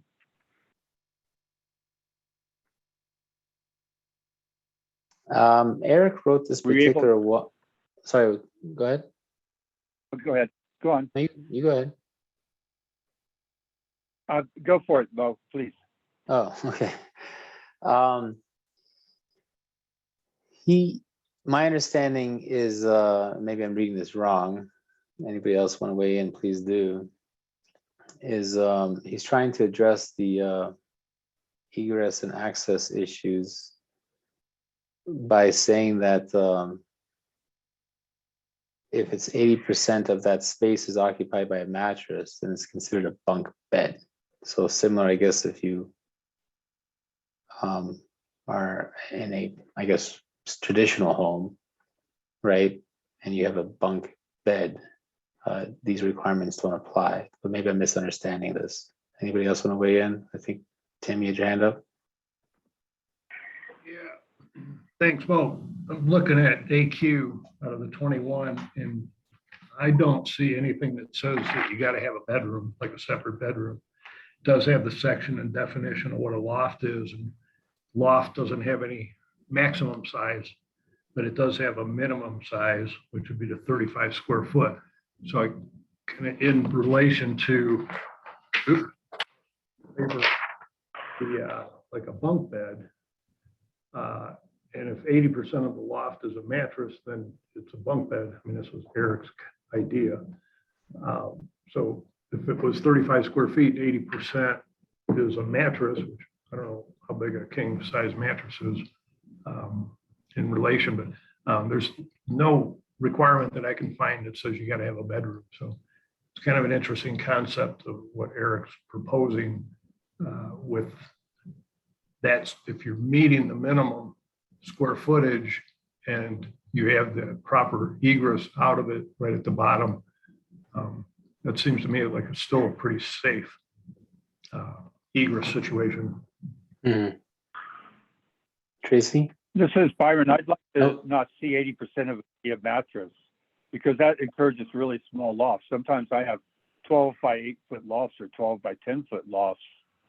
And, you know, still making it smaller is not promoting safety for consumers. Mm-hmm. Mo, this is Tracy. Can I jump in? Yeah, of course. So I think what I hear Byron saying, and Byron, you can correct me if I'm wrong, we're a little shocked as a builder to see number 4. One of the biggest safety requirements as a builder is to make sure that somebody can get out in case of a fire. And oftentimes when you design a 24 foot by 8 foot tiny house, oftentimes those lofts are above bathrooms and kitchens. So without a formal egress process to get out in case of a fire, coming down a set of stairs or a ladder sometimes is not conducive. What if the fire started in the kitchen and doesn't allow you to get down from that ladder or those stairs? So as a builder, we've all been programmed and formed to any sleeping areas, whether it be a bedroom or a loft, that we have some sort of formal process of egress. Now, where we struggle as tiny house builders is the loft floor height versus the top of the roof. It's math. We've got 13 feet 6 inches minus material thicknesses, plus we have to abide by 6 feet 6 inches, right, for the floor. So when you deal with framing and proper headers, that's where we struggle with egress windows, but we can get them in there. Is it tight? Yes. But are we getting formal egress windows inside the lofts? Yes. But that's where a lot of tiny house DIYers make mistakes. And where Byron is saying, hey, from a safety perspective, like that's one non-negotiable we've always abided by. Always have a form of egress in any sleeping area, whether it be a loft or a bedroom. So is this saying that we don't have to if the majority of the loft is a mattress? Is that what this says? That's I'm reading. That's how Yeah, I'm that's reading. not. And so therefore, as a builder, and you know, builders can be upset with me on this one, but that's not a safety thing. I don't think most builders, I don't know. I would be surprised to see that pass by this team. Yeah, and sadly, Tracy, a lot of builders don't really put an egress window up in their lofts. There's one here in Colorado that you and I both know about so well. And many builders put really small windows in their lofts, which I, you know, for over 8 years that I've been building, I think is very inappropriate. There should be an egress window. And making the loft where it be 80% mattress is just crazy. It's no room for people to move around. And that doesn't promote safety. And, you know, so that's just my opinion. Basically, we're saying we don't want to reduce the code. Exactly. So in the interest of time, we'll drop that one. If Eric has any further questions or concerns about it, he can bring it up at the next meeting.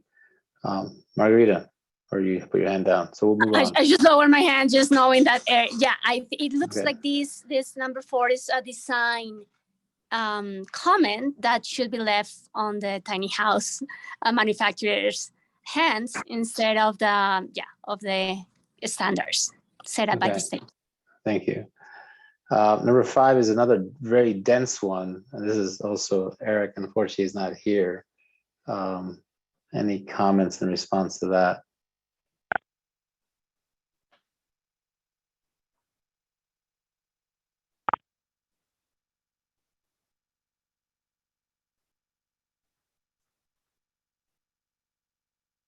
Oh, I think, Brad, you got your hand up?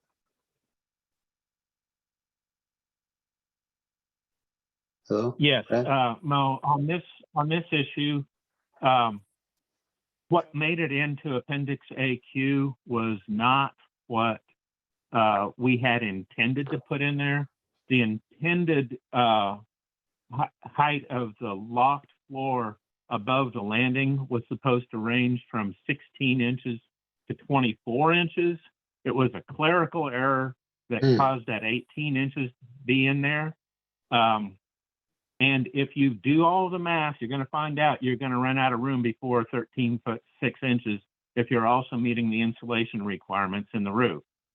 So with 24 inches, you easily make it, and you even have room, additional vertical room to do real hardwood floors and shiplap treatment of the ceiling in the loft area without exceeding the 13 foot 6 inch height. That being said, Colorado doesn't impose 13 foot 6 inches on their vehicle height restrictions. It's actually 14 foot 6 inches there. And in most of the surrounding states, with the exception of Oklahoma, it's also 14 foot. So you get that additional 6 inches just from the local regulations. Now, if you want to go east of Kansas, you're going to need to conform to 13 foot 6. And I think that most tiny home builders have decided to limit themselves to 13.6 because it allows that tiny home to travel anywhere in the United States. So I think it would be, I know it's been suggested that we raise the ceiling height on the landing, or reduce the ceiling height on the landing, but from my point of view, I think it makes more sense to increase the step height from the landing to the loft to allow 24 inch relief there instead of just 18. That makes sense. And then once again, you know, people will be provided options, right? If somebody's interested in a product that's going to be moving from state to state, then they might want to approach it from the 13.6 perspective versus trying to build it for 14.6 in Colorado. But that's interesting information that you just shared about the misunderstanding in AQ with regard to the limitation of 18 inches. And then there should have been a range up to 24.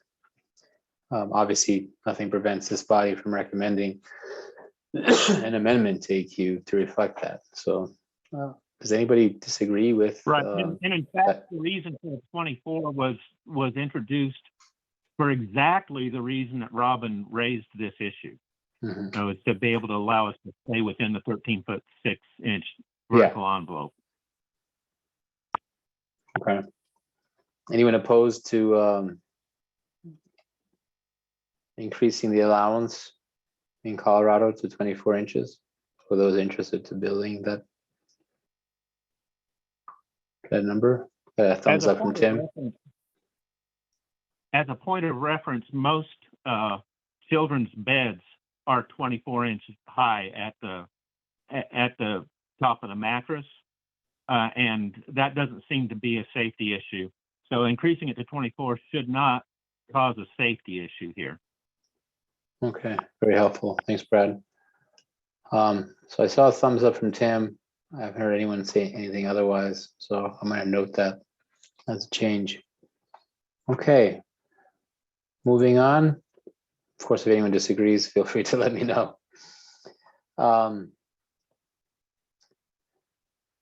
So now we're talking about Tim. This is your baby, actually. So Tim, you got your hand up. So why don't you drive this one for us, please? You bet. Thanks, Mo. These were just some ideas. I know at the last meeting, some of the questions and concerns came up, which I think rightfully so, for the increased R values out of the 21, not only the 18, but even the 21 IECC. And this comment at number 6 would just be my suggestion to discuss for how we could reduce the insulation requirements and even fenestration. I should point out 0.32, it went back to the 0.32, I think, in the 21 from the 0.30 for climate zone 5 anyway. And my question to the industry is, these are values, the 2015 IECC, R49, R20 on the wall, R30 on the floor, are you, with your construction techniques and also talking about the overall height restrictions, 14.6, we just talked about that. Are you able to meet those numbers, or maybe reducing the attic down to an R38, which of course saves a little bit of height for the framing? So it's more of a question to the industry from how they manufacture. Great question, Tim. Anybody from the industry want to answer? Tracy? So we're not meeting the attic R49. It's not happening, right? So if I do closed cell spray foam insulation with 2x4 framing, I can typically meet the R value in my walls, right? Because if you do 2.5 inches of spray foam in a wall, it's what I think an R19. Once you add in your siding, sheathing, exterior wall material, whatever, I'm sure it meets that R20, 21 value in the wall. In the floor, it's not hard to meet the R value there either. If you do 4 to 4.5 inches of closed cell spray foam in the cavity of the trailer, and then you do like a 3/4 inch Advantech tongue and groove subflooring, like typically what most people use for subflooring, that puts us at about an R34 in the floor.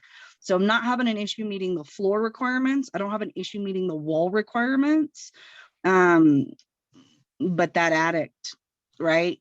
Even with standard 2x4 framing, even with building up a ridge beam up there, to fit a mattress when you're dealing with the floor height requirements for the loft, and then the 13.6, even though Colorado allows me to go to 14.6, I can't do that as a builder from a liability perspective, because the majority of the people I build for don't know where they're going.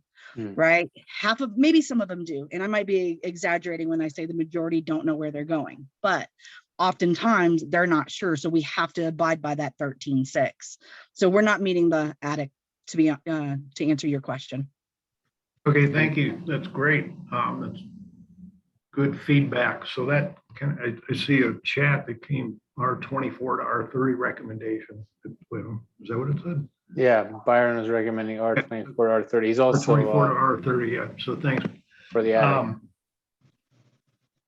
I think some of the studies, Robbie, I'm hoping you're still on, with some of the energy code studies I've seen over many years is, I don't know, I'm going to throw a number out. I could be way off. Well over the vast majority, maybe 75%, I don't know, I'm just pulling that number off the top of my head, of heat loss goes out through the attic. And that's why they, I think, keep increasing the attic R values over the years. But also understanding these are very small units, 400 square foot maximum. I think last meeting, Eric made a really good comment, which I appreciate, and I think everybody appreciates, is such a small unit, it's not producing a lot of energy. They're going to be tight. We're going to talk a little bit probably later on about the, moisture control and blower. So maybe Robbie, I see his hand go up, so maybe I'll defer to him if he's got some comments about that. Thanks. Absolutely. Yeah. So for those of you who are new to the TAC, the bill also added a 15th member to the TAC, in addition to the 2 members from the tiny home industry. And that 15th member, represents energy conservation. And Robbie is our person in that position. Robbie, the floor is yours, sir. Hi, everyone. I was curious how the roof is primarily framed in tiny houses. Are they doing a 2x6 or 2x8 rafter type ceiling, or are they doing a truss type ceiling? Because if you, I think it was Tracy who was talking about using close-cell foam. If you're using a close-cell foam, you need about 7.5 inches or a 2x8 heel height or raftered ceiling to get that R49. So it doesn't seem like it's adding that much height to the assembly, but I don't know how they're typically framed.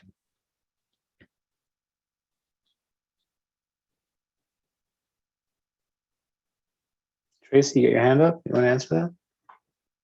I didn't mean to have my hand up, but I'll still kind of chime in there. So we do order, like, let's say a micro, and I'm not the best framer, so I only know enough to be dangerous. I really should have one of my framing experts answer this, but I do know that we purchase or do a micro lam or a Versa lam that is, above and beyond the 2x6, right? We're actually creating, and we're doing rafters.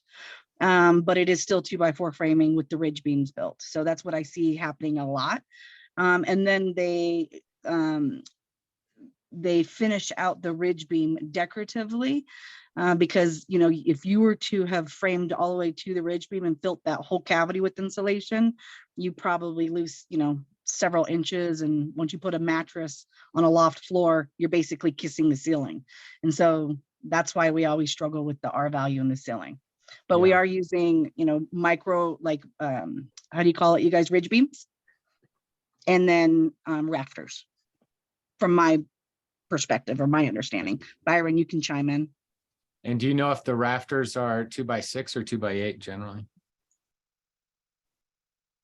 Typically, they're 2x4 in the rafters, 16 on center, except for the really small micro units. You see a lot of 24 on center for any of the units that are, let's say, 24 feet or smaller. Once the builders start building larger units, they go to 16 on center. Yeah. So it doesn't, to me, it doesn't make sense to lower the attic R value to a level that would basically allow a 2x4 rafter, because you're just not getting enough R value. you could still use a 2x4 rafter, but you would have to use some sort of exterior continuous insulation on the roof deck in order to get an R value that would make any sense. I personally think that, going below an R38 in the attic doesn't make sense for a tiny house. And somebody else, I think, threw up in the chat that there are alternative, trade-off compliance options that you could use to demonstrate compliance and go below whatever is set. So, even staying with an R49 and saying, well, you can use an alternative compliance option that offers a trade-off. I don't see why that doesn't make sense to do. You're referring to res check? Res check or the building performance cost compliance report. Either of those two. Very good. Thank you, Robbie. Byron, you had your hand up. You just have to mute yourself on your end. Yes, I would like to. So I would like to comment here at Simplicity. We do a 4x10 ridge beam. Then we use 2x4 rafters. And with the 2x4 rafters, we have a high altitude form of closed cell foam that is guaranteed to be 99% closed cell. It cannot expand or contract. In typical construction, when you're trying to get R49 for your attic, you're not even getting close to R50, 15 or 20 probably, because you got to spray in particles or fiberglass batting, things of that nature. The way we do our ceilings, this closed cell foam can't expand and contract. There's no way any air is going to escape whatsoever. Additionally, with our windows, we buy the most expensive windows there are. Alpen windows are awning windows, fiberglass foam-filled frames, and super sealed so we don't lose any air. Our tiny homes, and I think Tracy's are very similar, are basically hermetically sealed envelopes. It's sometimes hard to close your front door. It's so tightly sealed. We cannot possibly meet an R49 in our ceilings because that would make our ceiling height in our lofts ridiculous. It'd be too small, like Tracy said. You don't want your nose touching your ceiling. And I feel with the windows we use with foam that does not expand and contract and not using fiberglass batting, we're going far beyond any energy compliance that you can even imagine. It's just, I think there needs to be a change to that ceiling. Perhaps we could go with 2x6, which is going to give us another increase of R15 or 12 to R15 perhaps, but it's really not needed. When you understand the construction of a tiny home, as a TAC team will understand more when they come to our place on the 20th of December, you'll see that the need for thicker roof structures really isn't needed. At least that's my opinion, and probably Tracy's as well. And any really good tiny home builder has a good relationship with using the sprayed in foam and not worry about the cost of it.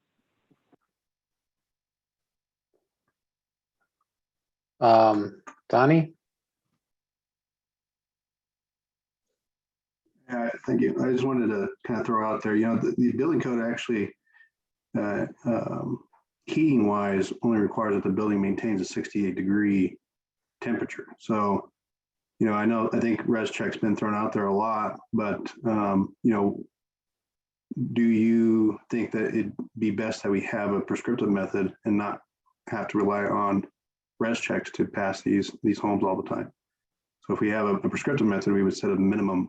And so one of the things I was thinking of is, looking at prior codes that had that same requirement, like 2006 or something, that would allow them to still allow them to insulate everything per the minimum code requirement and still maintain that 68 degrees for that living space.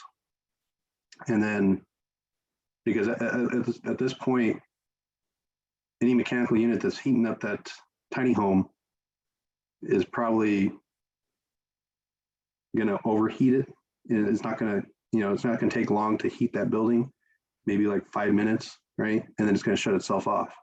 Unlike a home where you're having heat over, 12, 2,000, 3,000 square feet. And it's going to take longer to heat that building up. So energy efficiency wise, the unit's probably not going to be running as much as a normal house. So if we can maintain the 68 degrees and set a minimum prescriptive method, and then still allow the res check as a performance method for the IRC, I think that would probably help out. At least with attic insulation, where they're not putting, 2x10 rafters or something in there to help achieve that R49 or R38 or whatever the insulation value is going to be.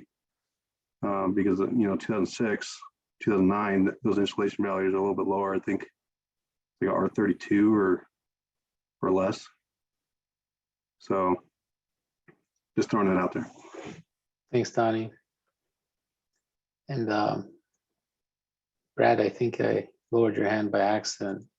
Did you have your hand up earlier? Want to say something?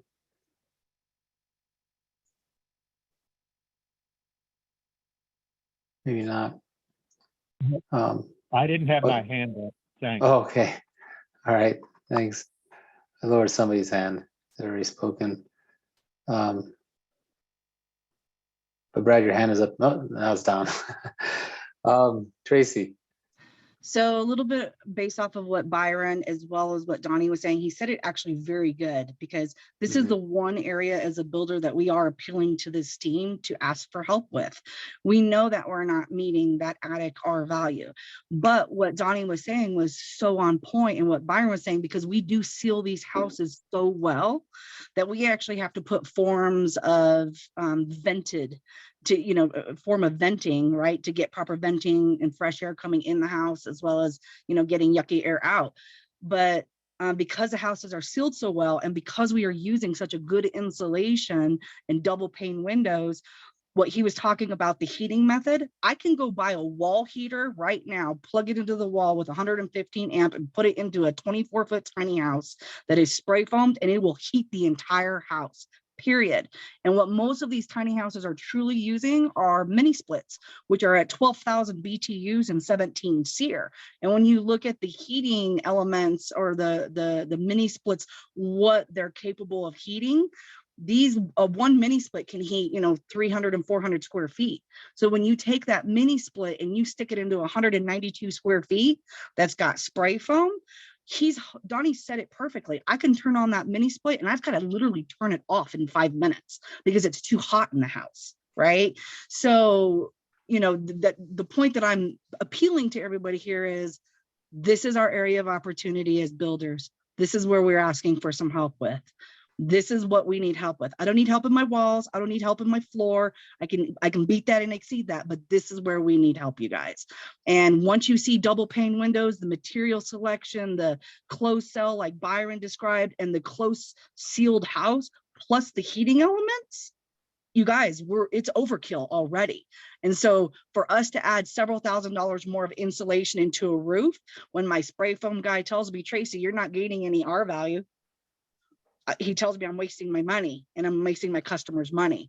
So at some point there's a trade-off, and that's maybe where that 68 temp, the res check, I'd be happy to do res check on one of the tiny houses. If somebody has got experience with it, I'd be happy to go through one if somebody wants to help me through it. I've never really done it, but as a tiny house builder, I think our industry is very much on board with, meeting these requirements, but we're going to need help with the attic. Sounds good. And your comments have created a lot of hands to go up. But let me start with Mark, since he had his hand up first, and I'll go to Robbie next, and then Tim. I'm going to defer my time to Robbie at this point because I want to hear what Robbie's got to say. Well said. Thank you. Robbie. So the first thing is I guess with regards to building houses tight, the fundamental building science tenet of the code for whatever structure you're building is that you build it tight and you ventilate it correctly.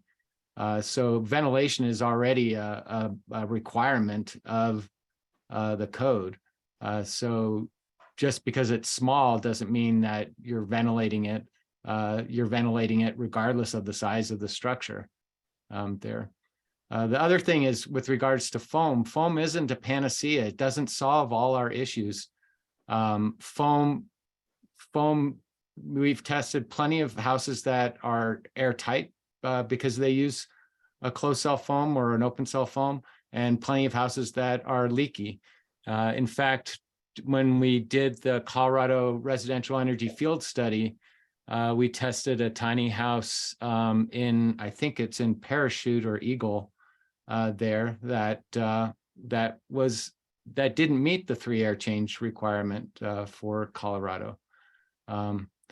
So, foam can work, but it's generally installed in a cavity, and the cavities aren't where the air leakage is happening. The air leakage is happening at the connection points there.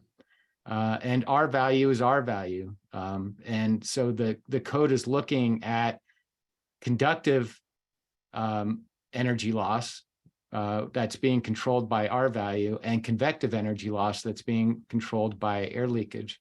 So both are important and both need to be addressed.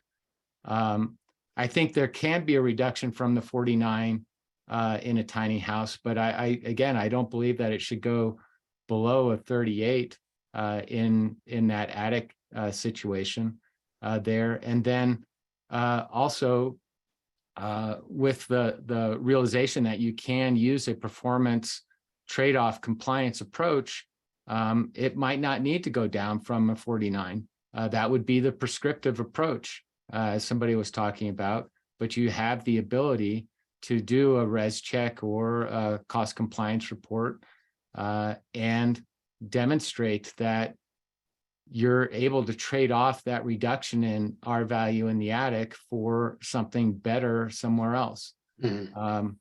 So I'm not convinced that it makes sense to reduce the R value. Even to a 38? I think to a 38, it could be, yeah. Okay. And then, of course, have a res check in place option. Tim, you had your hand up? Yeah, thanks. I'll make a suggestion. I know time is short here, a couple more minutes, but Tracy mentioned I would love to maybe run help run a res check on, like one of your products. And that's what I would suggest is maybe a couple of the builders. Robbie might be able to help get the link out to the members in terms of where you can get that off the Department of Energy and download the res check and then run it, or get some help to run it, and then come back at our next meeting and see, based on how you are building and running a res check on it, how's it going to work in terms of where you can get to, because it's the prescriptive versus alternate performance, it's in the code now, to be able to do either one. So that's my suggestion, and then we can come back, revisit it, and see where it is, and then I think bring it back to the table to see what makes sense for reducing, say, the baseline. Great, thank you. And Robbie just sent the link out to the host and panelists, and I just reshared it with everybody. Thank you, Robbie. Mark, I think you had your hand up next. Yeah, I just want to ask Robbie a question, or a couple of questions. Robbie, in the energy code, could I use the energy? I can't even remember what the acronym is. That's in the back of the residential section now, the energy scoring system, and then the state of Colorado could actually give us a minimum score that we have to meet. In that part, the index, the energy index, or could we use the ASHRAE approach to the overall U values of the performance of the unit? The overall U values that's what ResCheck does. It's an area weighted U value approach. So I think that's already an option there. The energy rating index compliance option for our state in the we're talking about the 2018 IECC.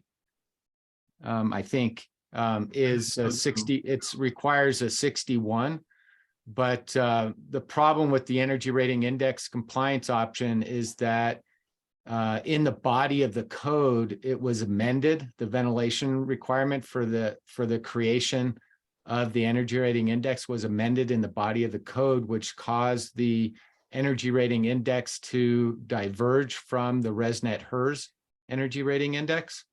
And it makes it very difficult to use that compliance option there. So if you wanted to use an energy rating index as an option, I think you would have to write it specifically for tiny houses there. Just trying to look for a couple of different alternatives for this. Yeah, but you already have, you have, including the energy rating index, you have 4 options to demonstrate compliance. You have a true prescriptive R value table.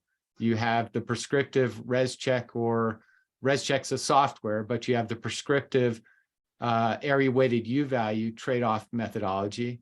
You have the performance cost compliance simulated performance pathway, which allows you to trade off more than just R values and U values. It allows you to trade off house tightness and potentially duct leakage and those types of things.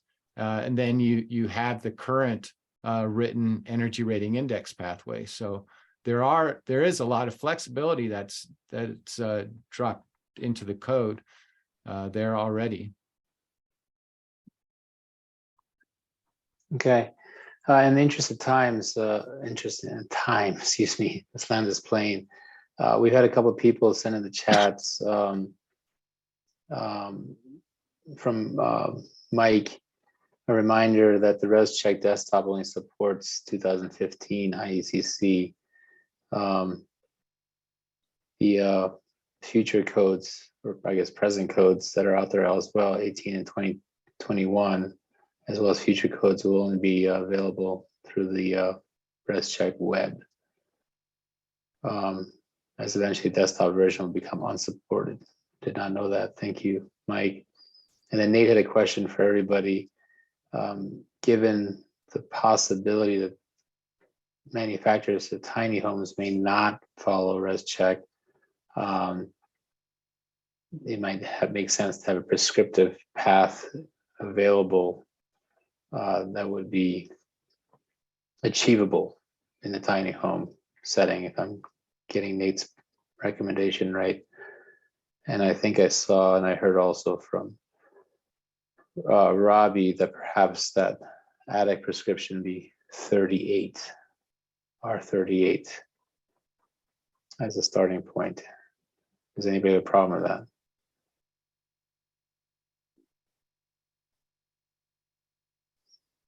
All right, Nate, you had your hand up. Yeah, I was the one that supported R38, but I think just the question is, like, I can't see individual builders of tiny homes. And this is a question for tiny home folks. Because we want to make this construction method, this path available to individual builders, as well as, the larger, so to speak, manufacturers of tiny homes. I can't see the individual builders getting on ResCheck and figuring out how they're going to pass their product. And so I just think we should pay particular attention to the prescriptive path, more so for tiny homes than we do for our traditional construction process right now. I think that that's going to be a path that those folks are going to take. And so if we need to make adjustments, I think we need to make it on the prescriptive path. Thank you, Nate. John Meyer, that is. It's just kind of a parlay off of what Nate's saying, is that, in the last 10 years, codes have changed fairly aggressive, and I'm assuming the net zero laws are going to impact the IRC industry going forward. So we want to make sure that we're not where it's already hard to achieve. We don't want to have a issue 2 years from now where they simply can't achieve anything. So to Nate's point, it needs to be, I think, heavily weighed on the prescriptive side so that there's on-site options, other applicable things that a manufacturer could do so that they have longevity within their code framework. Thank you, John. Yeah, and we have to keep in mind too, we're going to be working on this issue in the future, not only for modular and tiny homes, but also all site-built structures in tandem with what comes out of the Energy Code Board as well, and the statute that's implementing those new requirements, 1362. If you haven't seen that, it's House Bill 22-1362. In fact, Sam, if you could drop that in the chat, that'd be helpful for people to start reading and familiarizing themselves with what's happening in Colorado specific to energy code requirements, which is a movement towards the 2021 IECC by 2025 for everybody, including us on the modular side and tiny home side through the state program, and also creating some stretch codes, stretch model codes that you might want to pay attention to. But all of that's going to be down the road, but it's something we got to start talking about, considering every year as we get closer to those timelines. But we are running out of time here. Donnie, I think you had your hand up next, and then Tim. Yeah, sorry, I'll be quick. I just want to throw out there too that, no matter what method you want to comply with, that's just one component of the entire envelope of the home. The air tightness is going to take its place in that system. But that also includes blow odor test. So if you're trying to make an airtight home, the only way to prove that is through the blow odor test. That's one thing we have to take into consideration too when we're doing this energy efficiency write-up. Thank you, Tim. Quick question, Mo, in your opinion, if someone, a tiny home manufacturer, a customer wanted to put in it, once this all goes into place in July, a tiny home that's been inspected into a community that requires PV solar, and of course that gets put on the outside, would that, in your opinion, require the PV to be done, or does it just circumvent the local jurisdiction? I know there's a few communities, I think Louisville's one. That's a great question. The way I view it, and of course this is open for debate here, is if that structure meets the zoning requirements of that jurisdiction in that particular area where it's to be installed, and it's certified through the state program to be code compliant for that area, including energy through our whatever codes are adopted by the state housing board, then they need accepted as such. Similar to like a manufactured HUD code home. They couldn't change the design and construction of that home either, right? Or our modular home for that matter. So that's how I see it. Obviously, others may see it differently, want to debate it, and someone may go to court and a judge will decide, but that's how I see it. And I'm sorry, I missed Rich earlier. You had your hand up and then you sent quite a lengthy chat. So I'm going to unmute you so you could perhaps share some of your thoughts verbally, since you patiently had your hand up for a while and I didn't get to you. You're still there, Rich. You're unmuted on my end. There you are. Hey, how are you? Sorry about that. No worries. I'm in the middle of 10 different things like you are. So my feelings on, all right, so let me step back a minute. The typical tiny house is built out of 2x4 walls and either 2x4 or 2x6. Now, starting at the roof, the most common roof systems we see are an A-frame or shed style. A-frames typically use 2x4s, shed style will use 2x6 just because of the spans. Now with that said, most consumers or most builders, and especially DIYers, they're using that insulation. Why? Because it's cost effective. So I understand the want or desire to have the greater insulation requirements, but the actual need for it, I can't say this with certainty, but I don't feel it exists. I feel the best way to take a look at that is if there is an energy specialist that can get involved, and if he can do some energy modeling. Res check, yeah, it'll give you a percentage of what the outtake would be on your percent passing, but I don't think it's a truly effective way to find out, where the home actually stands. So that's my basic comments in a nutshell. Okay, thank you, Rich. Appreciate it. John Meyer, that is. Sorry, Mo, kept my hand up. All good. It looks like Tim had a run. Thank you, Tim. We are in overtime, so I think we already talked about number 7.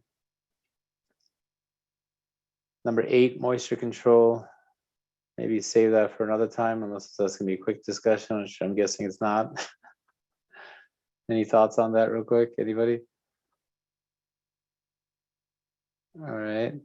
Mo, I think since most of these guys are using spray foam, they basically got their vapor barriers built in. I mean, the only place there would be like what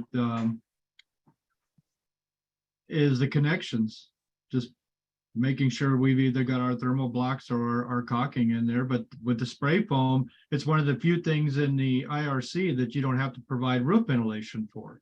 You use spray foam or closed cell foam where it's an impermeable membrane. So I think most of this is inherent with the type of insulation they're using.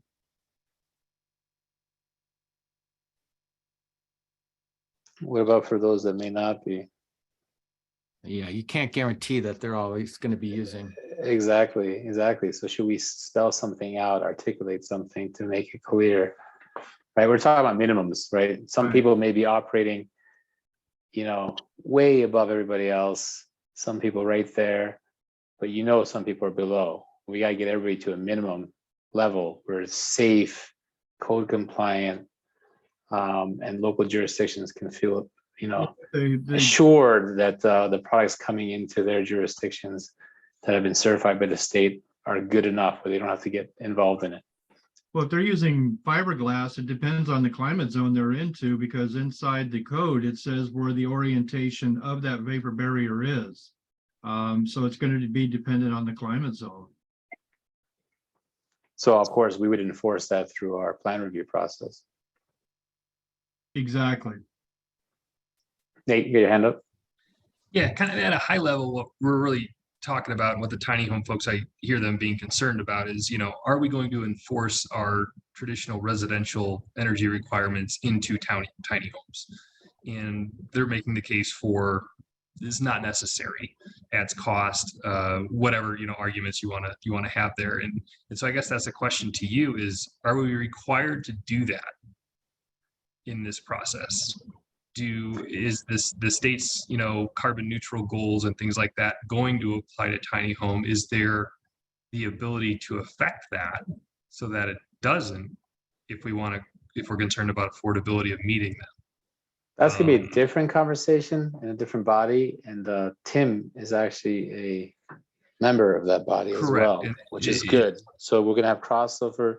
I'm also a member of that body when our executive director can't participate. And we will always be reminding folks of modular. And of course, it can't touch manufactured HUD code home because that's a federal product, right? But we'll of course remind them of tiny homes as well. But that's something that's gonna have to work through that process. So we're gonna have our process kind of ahead of it. And then eventually our process reacting to their process. But we'll very much be involved in their process. And I also encourage the public to be involved in their process as well. So as of now, I understand that process and that it might be modified inside of that separate process. The process that we're in right now, are we required to adopt the same energy requirements that we adopt for modular? No. Or do we have we have latitude there? We could come out and say, you know what? Just like modular, you don't have to have the same as whatever the highest building department or the building department that has the highest code has, right? For modular on 2015 IECC. So For we're tiny allo- homes, we could predict something different, or we can further modify the 2015 Okay, so in this for this in this product. group, if this group wanted to say we're going to go with R20 in the ceiling, You could do that. they can do that. Okay, I just want to be very clear. Okay, Correct. But as you've heard, there are concerns from others about doing that. I understand. So as I a just want to group, make sure it's we have allowed. to it is allowed, right? This group could say, no IACC if it wanted to, but I wouldn't recommend doing that, because at some point, regardless of what we do here, the work that you do will be impacted by the Energy Code Board at some level. So you might as well start preparing yourself for that as well, to some extent, because Colorado is moving in that direction, whether you agree with it or not. That's a separate issue. But yes, everything they just set out there.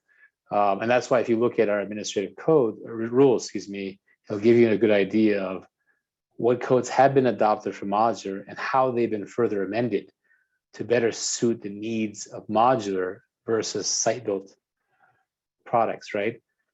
Now you're viewing it through a tiny home lens. Can you use that template and come up with something that better addresses tiny homes, right? And I thought I saw some other hands up, but they've all gone down. But anyway, let's the other aspect that we talked about earlier was community living. We're probably going to adjust that through the 2018 IBC. Just curious if there's anything else out there that we should be looking at. Once again, the 2020 NEC would also apply. So if anyone has any thoughts about that, just email them to me separately. Sorry, Mike, I'm just going to cruise right now because we're in overtime and I've got a meeting at 12:30 that I have to get ready for. So if you could just email me any additional comments, please do. Obviously, we haven't gotten to installation standards, so you've all had a chance to look at these slides. So if you've got any comments or questions in response to these slides as well, please email them to me. I see your hand up as well, Brad. I'm not going to call on anyone anymore. I'm going to move through the rest of this presentation because we are now in overtime. So if anybody wants to comment on anything further, just please email them to me. So we'd love to hear comments specific to installation standards. We didn't have a chance to really talk about that. And just a reminder for those of you who are new to this, a foundation for a permanent foundation and a temporary foundation is defined in our statute. And I've underlined the difference between the two. So get used to that, those new definitions, and find a way to work within that. If there's anything we need to further clarify, we're open to suggestions with regard to that. And yes, Brad, I saw your comment about the chat. We'll work on that. We'll see what we can do on that front. I'm not an expert on technology, but we'll look into that. The remaining schedule. So we obviously had the meeting today. The next meeting, excuse me, is the site visit. Byron Fears, the Simplicity, has been kind enough to host us. We'll be in the Lions area. The address is at the end of this presentation. I'll reshare. We'll get to that here shortly. So just keep in mind, we're not going to have this forum on the 20th, but rather a site visit. So if you want that information, it'll be towards the end of the slide. It'll also be on our website. And then we'll go back to our regular scheduled meetings on January 3rd. Excuse me.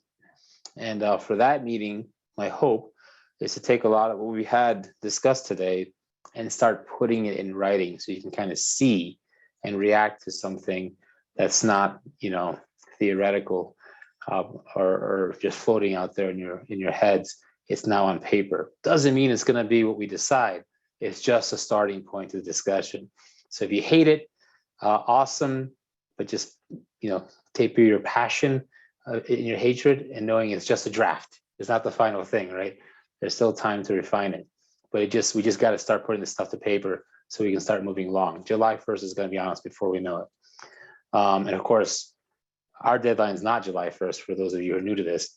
It's actually the end of March, because that's when we got to get rules announced or notice, I should say, in order to make our May 9th State Housing Board meeting for the rulemaking hearing, in order for then adopted rules to be effective by June 30th, just in time for the deadline set in statute, which of course is on a weekend. So in effect, on July 3rd, that first business day, is when the program officially starts. So that's what we're shooting for. So we've got to move. So I want to make sure everybody's heard moving forward. But as you can see from these last few meetings, the discussion does get distracted, and a lot of time is spent educating people on the law and the current landscape. And I'm going to stop doing that because it eats up too much time. So as new people join, I'm just going to have to find a different way to educate them, unfortunately, because it just takes away too much time. We have to really focus on looking at what we've decided as a TAC in the form of recommendation of the 2018 IRC as the base and Appendix Q to incorporate the changes in AQ and these other changes that we're talking about to fill in the holes, right? The R value in the attic being one of them, et cetera, right? We're going to start building from there, but I'm not going to go back in time anymore and talk about how this is different from a park model. I'm not going to talk about other concerns people have with legislation. I'm not going to talk about zoning and local jurisdictions. All that stuff are important topics, and there are other important issues for this industry, but we can't answer them all here. We have really got to drive this home and get this built in time for that July 1st deadline to help have this product, this avenue available for those that are interested in it to be effective and in place, right? So please help us to that end. If you're inviting other people to this discussion, please help me by helping educate them on these other issues that they may not be aware of, okay? We're gonna focus on creating or recommending construction, installation, foundation standards, and hopefully get that in place in time. So that's the schedule. I'm not gonna open up to any more questions and comments. I think we've had plenty of that today. And we only have 10 minutes left on my overtime. I've got some action items already identified. I'll be reaching out to individuals to help me craft some of it. And then, like I said, we'll have something for you to review by our, what was it, January 6th meeting? January 3rd meeting, excuse me. But in the meantime, here's the address below for simplicity and the time that we plan to start that tour. Robin from NOAA is not here, but he's working with Byron to create a remote option. And so hopefully we'll get more details about that in the near future. We'll email that out to everybody next week, hopefully. They'll have all that ironed out. And we'll also put it on our website for those that can't participate in person. We'll have that remote process in place. And that is a wrap. Does anybody have anything related to any of that they want to share real quick? And please, an emphasis on quick. Please raise your hand. It looks like a lot of people have dropped off. Margarita.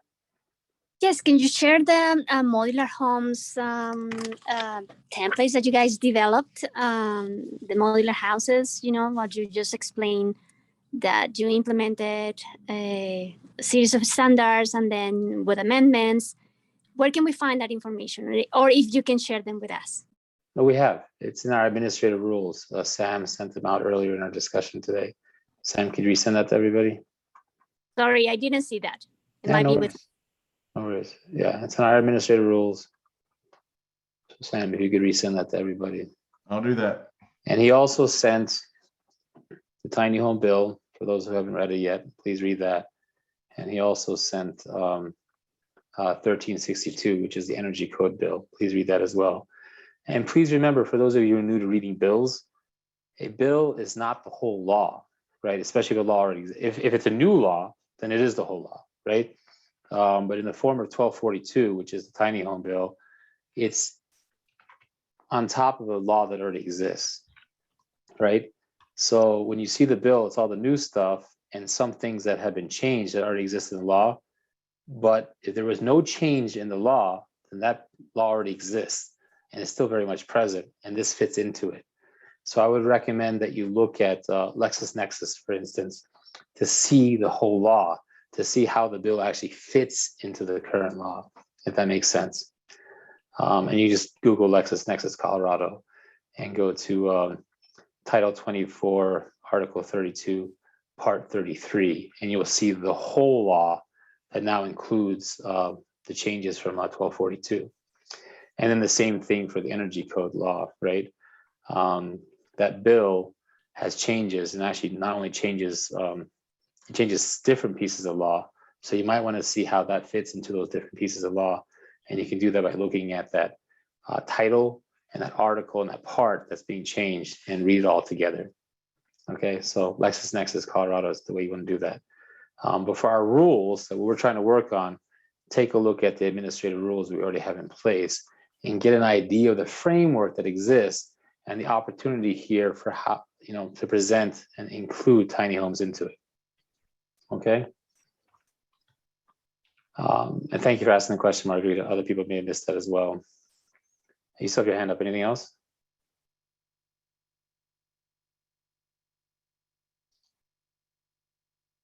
Yeah, and to Mike's point, exactly. The law stuff does trip people up. The bill doesn't have everything; it just has the new stuff. So very much Google LexisNexis Colorado and take a look at the exact title, article, and part that I mentioned. And for this, it's Title 24, Article 32, Part 33. And then you'll read the whole thing as it flows with all the new stuff included. So you're not missing anything. And I've actually seen this trip up legislators, just so you know. So it's a common problem. I've seen legislators think the bill they're looking at is the whole law and not realizing, sadly, not all legislators, some, that this actually fits into a bigger piece of legislation and that some of the questions and concerns are already addressed in the current law. So just keep that in mind, and we'll try to remind people as we go through this as well. All right, folks. Anything else before we end this meeting? And just a reminder once again, if you have anything to share that we missed, didn't have a chance to touch upon, nothing prevents you from reaching out to myself and Sam. And I would encourage you to reach out to both of us, right? I'm still helping out in my former role, but I'm gonna be transitioning more and more of this to Sam, right? So please communicate with both of us, not just me or just Sam, so we can make sure one of us is getting to it as we're attending to other business needs. And keep those lines of communication open. And of course, in addition to sharing anything, don't hesitate to ask any questions via email with us as well. We'll try to address everything timely. So just another reminder about the site visit. And last but not least, we're gonna send something out. My plan is at least one weekend before the January 6th meeting, January 3rd, I keep saying 6th, January 3rd meeting. So the week before, to have something out for you guys to actually review and consider. Okay, so that's what we're shooting for.